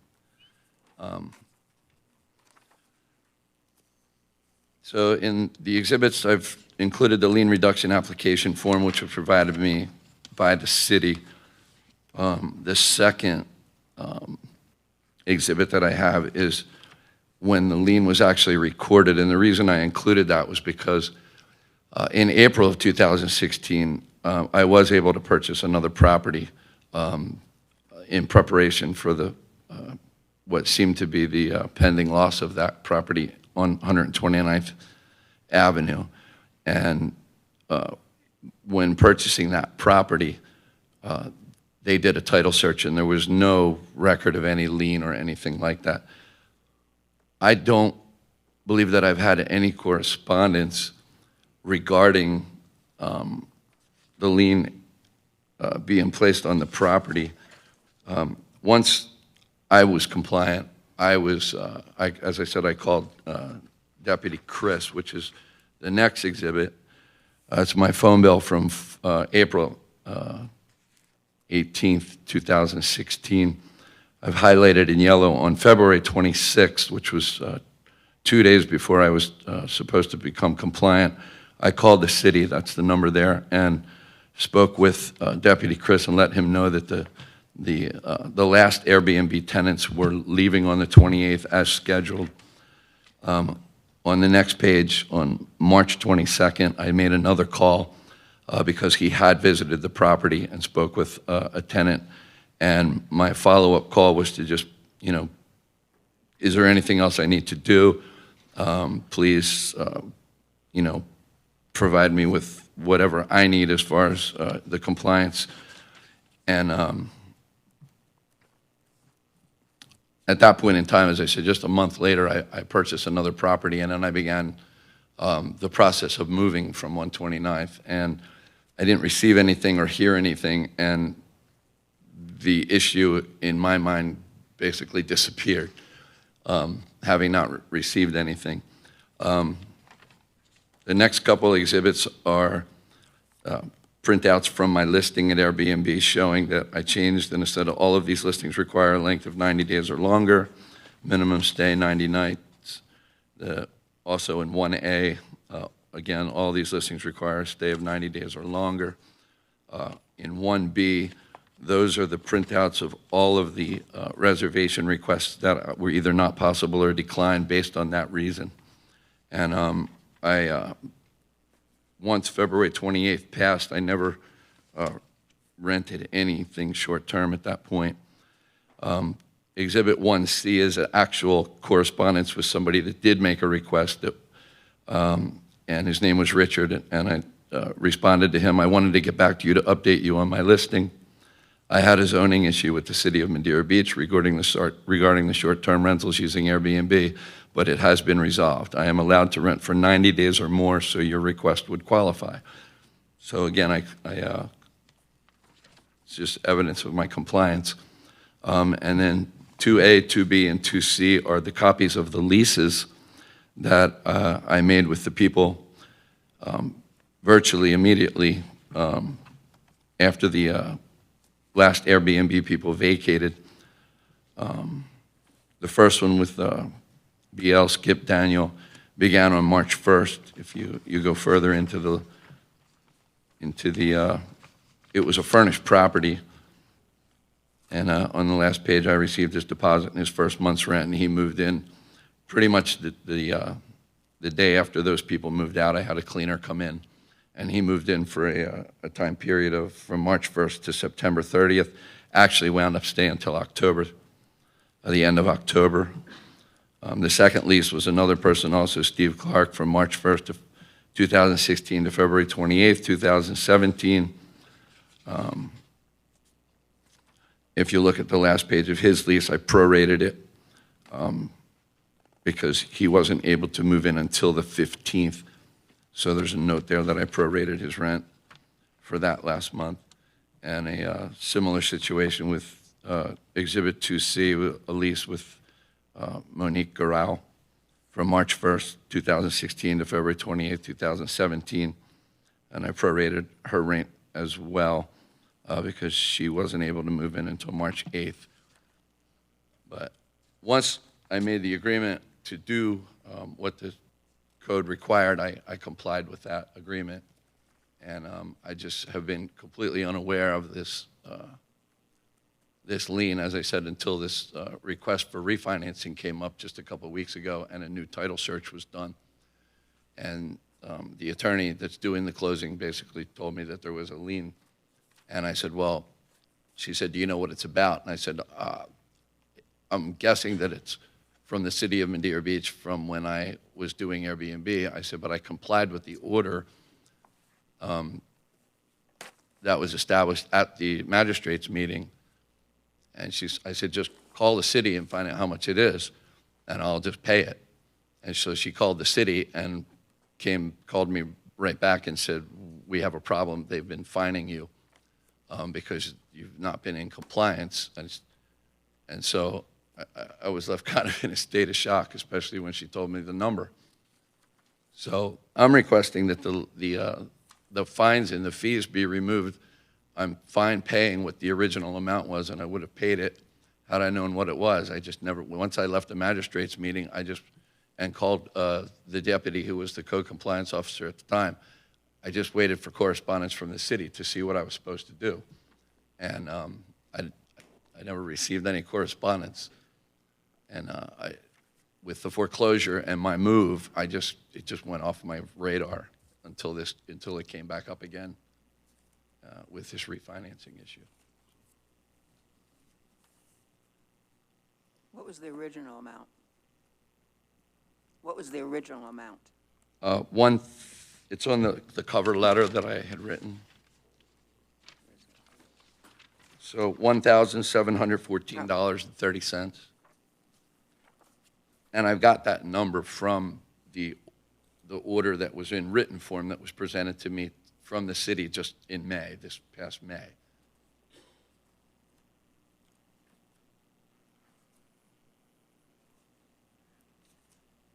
Holden, do you have any information on this? This was before my time, but the page 141 towards the bottom has that total that he's speaking of. The problem with this specific case is I couldn't find a certificate of compliance for the specific violation. Every other document's in there as far as the notices and the meetings and the magistrate order, but the actual affidavit of compliance wasn't in there. Not to say that it was never done, but it just wasn't PDF'd or saved into our work group.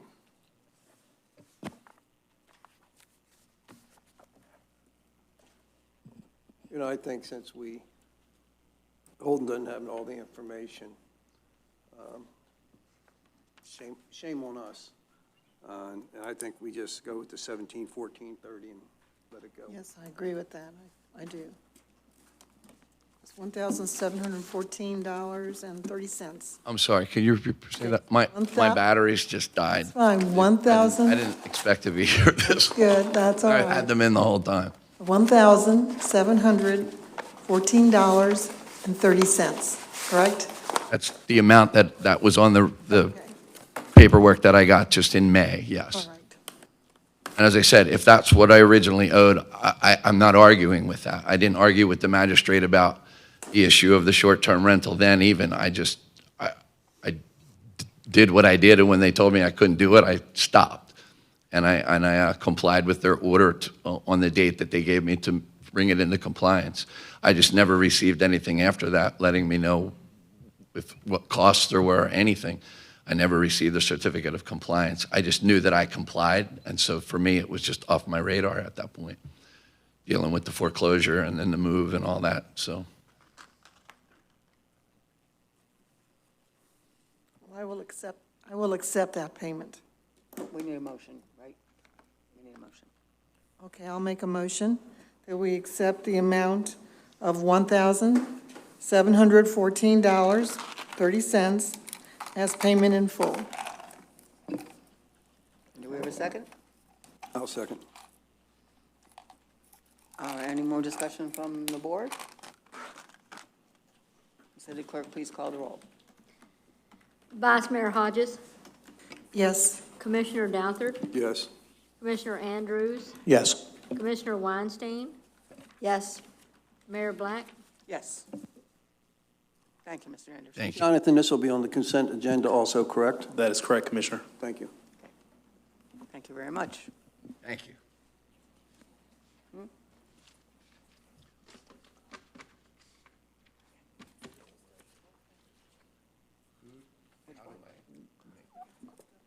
I'll work with you on that one. Right.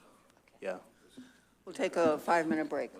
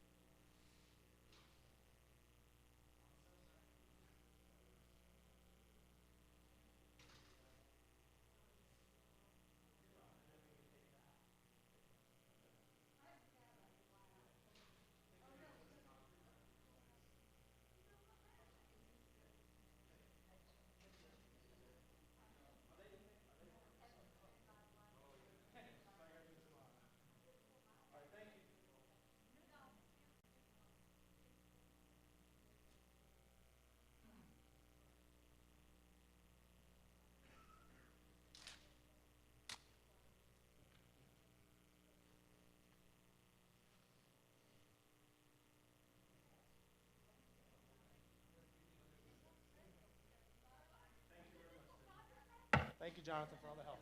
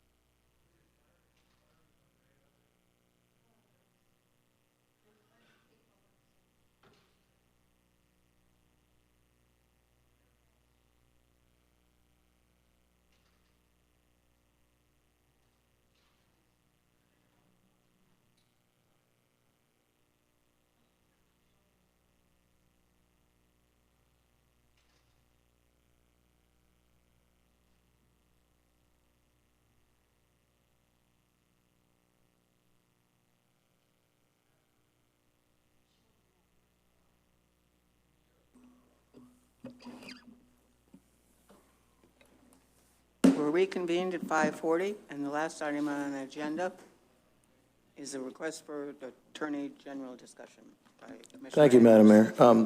Andrea, could you hand these out, please?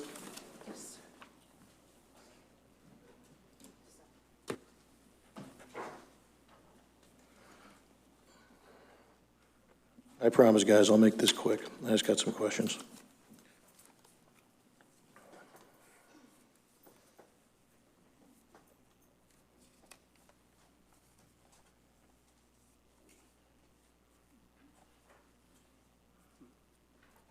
Okay. Real quick, I've handed you all what is a copy of request for an Attorney General's opinion that was authored by Commissioner Weinstein. Ralph, I got a couple of questions, and like I said, I don't want to get into an argument about it. But did you help write this? Yes, Commissioner. Commissioner Weinstein came to me and said she would like to request an Attorney General opinion. I said, that there were certain requirements that needed to be fulfilled to send it. She could send it through the county commission, or she could send it as an individual commissioner. She elected to send it as an individual commissioner. Okay, and you rendered an opinion on it, obviously, right? Well, I didn't, actually. She had a question about one of the memos that you had submitted, that asked in that memo that it be given to the city commissioners and no one else at this time, and she asked me whether that would violate the Sunshine Law. I wasn't sure on that point. I did have an opinion that the part, another part may have violated the city charter, prohibition on a board of commissioners or any of its members individually shall not direct or request the appointment of a person or removal from office by the city manager. Okay, but I mean, So that was the in part this- the part I opined on. Okay, but I mean, in the meat of the city attorney's comments, the city attorney also thinks that a portion of the commissioner's request, which states, I do believe we need to ask Mr. Jordan for his immediate resignation. If he refuses, I believe it should be terminated. Okay, that they violate. So you do believe that I violated city charter section 4.6C, which Well, prohibits. I don't think you knowingly violated. You may have inadvertently kind of crossed that I mean, line. it's fine if that's your belief. I just want to make sure that that's your deal. So right below it is the section 4.6 prohibitions, interference with city administration. I did highlight the bottom because I think it's pretty important to say that the Board of Commissioners nor any member thereof shall give orders to any subordinate, blah, blah, blah, blah, blah. All right? Okay. And I agree with that. I think that's perfectly okay. But I think where I have the problem here is right above that, if you guys look to the fourth page, I believe it is, it's the one that says, or it might be the fifth page, that has the memorandum on it. Okay? On this memorandum, this is from Jonathan, this is about a totally different issue, but you see 4.6C, which is what Ralph's referring to here in this thing. Right above it in our charter is City Section Charter 4.6. So right above C is B.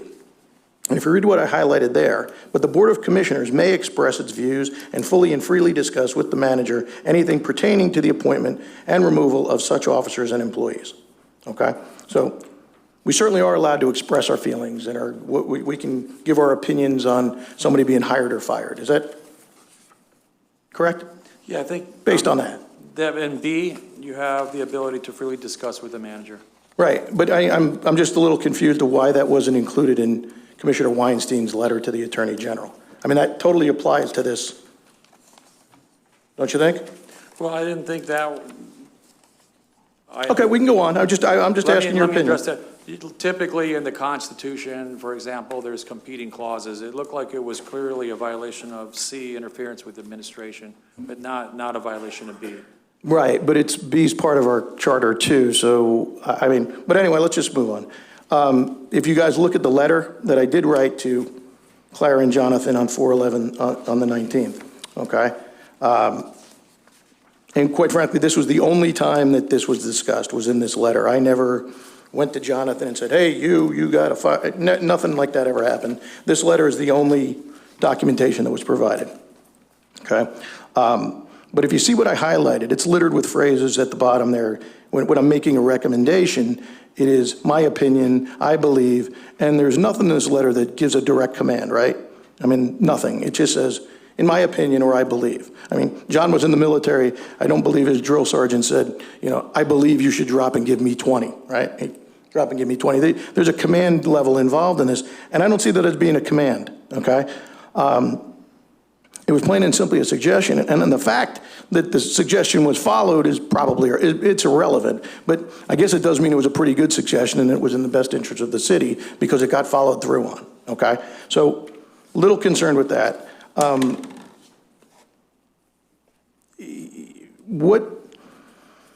I guess my question then is, what are you guys trying to attempt to do by getting the state's attorney's opinion on this if we're not including all the facts? I mean, wouldn't you agree that doesn't seem like a command? That would be for Commissioner Weinstein to address Okay. why she's asking for Attorney General opinion. I understand your argument. Okay, thank you. That you're not directing, you're simply expressing an opinion, and that you believe. We just want to be mindful of that in the future and and be careful on that, so. And I am requesting an Attorney General's opinion. And I have the right to do that. I think that she's I'm not requesting under, where, you in know- the memo, it says that it be, to forward the documents to the four other city commissioners, and no one else at this time. I had a discussion with Commissioner Weinstein about how documents are distributed among commissioners.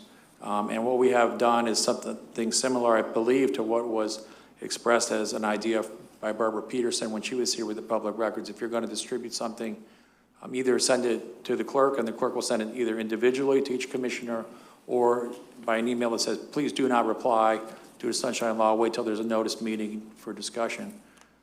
This is a little bit different in that the memo said, please give these to the city commissioners and no one else at this time. And I wasn't sure, and I still don't know, and I think the commissioner doesn't know. That's why she's asking the Attorney General. If someone had asked for it, would we have had to give it out at that time? Eventually, it did have to, there was a request for it a month later, May 14th, after it was brought to another meeting and passed out. We did get a request from the press, and the city clerk, as the public record custodian, did comply with that public records request. So it was given out at that time. I did call the city clerk, and we discussed what we could put together as the facts, which I think were accurately reflected in this. The Attorney General doesn't decide cases. They look more at just the theory of it. They are not out to find an individual act to be in violation of sunshine, but they'll give opinions. So this is more of what they call an advisory opinion, or it's not a finding that it was in violation of public records, because we actually never did receive any public records requests for it until May 14th, and that's when it was provided. So it's a question about, had we received a request, should it have been distributed? I think that there's some arguments on both sides whether it was a public record or not. I think it probably was at that time. Had it turned into an employee workplace investigation, then it probably would have been exempt from public records. Once there's an employee investigation, 119.07, I think it's 2G, says that those investigations, until they're concluded, are exempt from public records and should not be provided. Okay. So No, this I one understand. kind of fell in between, whether it had started an investigation or not yet. Okay, and I understand that. And my letter, and if you had talked to me about it, I would have explained. My letter wasn't prohibiting anybody from seeing the letter. My letter, which coincidentally was kind of like what Jonathan and Kurt sent, or Jonathan sent to the commission soon thereafter when the gentleman resigned, was, it's a private matter, let's keep it, respect his privacy on this. That was my clear intention, and there was no malice or anything else going forward. And you can read that in my letter as well. I do believe that Clara also followed the procedures. And if you remember, I was the person who asked Barbara Peterson those questions during the meeting so that I could figure out a way to get information to my fellow commissioners without violating the sunshine. So I thought we took all the proper steps in accordance with that.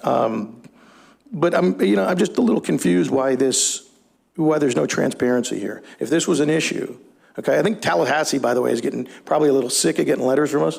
Governor DeSantis is going to run down here and take over the city soon enough if we keep going to him for every little thing that goes on. But we pay you to render decisions, right? So why didn't we talk about this in a public forum and decide whether this was something we should get a second opinion on? I mean, I think after you made an opinion on this in this letter, okay? I think I made a pretty compelling argument to the fact that this wasn't a command, this wasn't anything, that maybe you could see the other side of this and this doesn't end up on the state attorney's desk. And by the way, I was here about 20 days when I did this. So yeah, I'm going to make mistakes. I fully agree to that, but I just wanted to clear that up.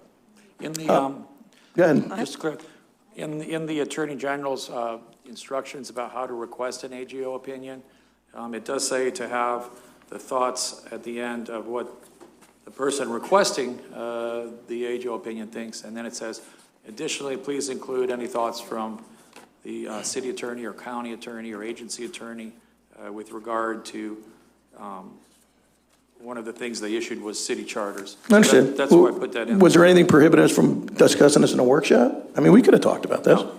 All right. just curious.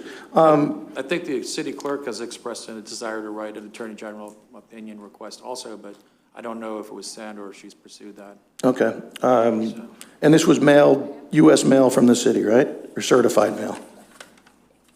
Yes, I asked that it be sent from the city, on the city attorney's. Okay. I mean, you know, if you're asking me, that looks like that's a city document coming from the city. I don't, that the city would agree on this, but. No, sir. How could it be a document coming from the city? Because I did not use letterhead. I did not speak for anybody Well, then why else. did you use the city postage? Pardon? Why did you use the city postage if it wasn't a letter from the city? Because the city attorney suggested that I should take it to the city and make sure that they had a copy and everything also. I mean, how did you get a copy? Yeah, even it's. I made a records request. How did It you get a says on copy? the top of the document from City of Madeira Beach, City Commissioner D. Weinstein. Right, which So is she fine. clarified that it is from her, but in her capacity as a commissioner. It is a public record, so it has to get mailed here. No, I understand why the Can't city get has a mailed copy on- of it. I'm just wondering why It she is- didn't pay for the mailing of it. It is possible to No, put. I even asked, should I mail Excuse it me, by Commissioner. myself? I'm sorry. Sorry. Can I finish? Oh, you asking me? It Oh. is possible to use a city stamp on a request to the Attorney General from an individual city commissioner if it deals with official city business, which this does. If it's something unrelated to official city business, then you cannot, but this does. Okay. Like I said, Ralph, I'm just asking questions. No, I'm just answering the questions. Did we bill the taxpayers for your time on this? This was a part of my flat hourly or flat retainer fee, so it wasn't Okay. any additional. All right. Well, you know, I feel a little kind of blindsided by this. I'm going to kind of digest this a little bit, but you know, I think I should get counsel. I think I deserve to be protected legally on this if I have, you know, one of the commissioners on this board going after me in private and not being transparent about it. If you have an issue, let's talk about it in front of everybody. Let's see if we can solve it here. I don't really understand what do you hope to gain from this? Are you trying to get me off the board, Commissioner? Is that? No, Commissioner, not at all. Okay, then what? And I would like to just comment. Sure. My biggest issue with it, I think, well, there are actually two things, but when you made the comment on your April the 11th letter, and that's strictly for that, it was, I would like this shared with my fellow commissioners and no one else at this time. Now, all this information was given to the board only prior to the May 14th meeting, our meeting. We had a May 14th meeting, and I watched the the live streaming several times to be certain that this information or the information on Mr. Jordan, and there were 7 items, were given to the Board of Commissioners prior to our meeting. It included your April 11th letter, okay? And at that point, when it was distributed to us by the city clerk prior to the meeting, it became public record. It became public record. The city clerk had it in her hand. It was obviously public record from the All I'm doing, sir, is asking. I mean, if you feel that there's a reason that I'm picking on you, then that's your problem. That's not my problem. I'm not picking on you. I'm simply asking for an opinion from the Attorney General so that we hopefully will be able to follow correct procedure, I reckon. I don't think any... Okay, so well, let me ask you then, Commissioner, if you're being so blunt about this, do you really believe that I was giving orders to Mr. Evans to get rid of this man? Because, I mean, did you agree with the resignation? Only you know that, sir. What's that? Only you know that. Well, this was the only time it was discussed. Jonathan, was this the only time we discussed this at any length, right? It is what it is, sir. Debbie, I'm asking you questions. We're sitting here, there's a workshop. We're supposed to be talking to each other. If you've got nothing to say, that's fine. We can end the meeting. I'm going to tell you something right now. I don't need, I really don't. I have respectfully done my responsibilities and my obligations to the city of Madeira Beach and its citizens. If you choose to try and perhaps maybe use the right word, bully me into something, then that's your problem, sir. It's not mine. I'm the one I've done bullying what I've you? You're the done. one that sent I up. have done you what sent a I've le- done, Oh, my God. Yeah, and I let's will end the send meeting. it. I mean, it's been sent. I'd like Not to even make a Thank you very motion- much. I'd like to make a motion that we adjourn. Absolutely. We have a second? Thank you. I second it. Will the city clerk please call the roll? We're adjourned at 5:56. Commissioner Douthat, Yes. Commissioner Weinstein, Yes. Commissioner Andrews, No, kidding, yes. Vice Mayor Hodges, Yes. Mayor Black. Yes.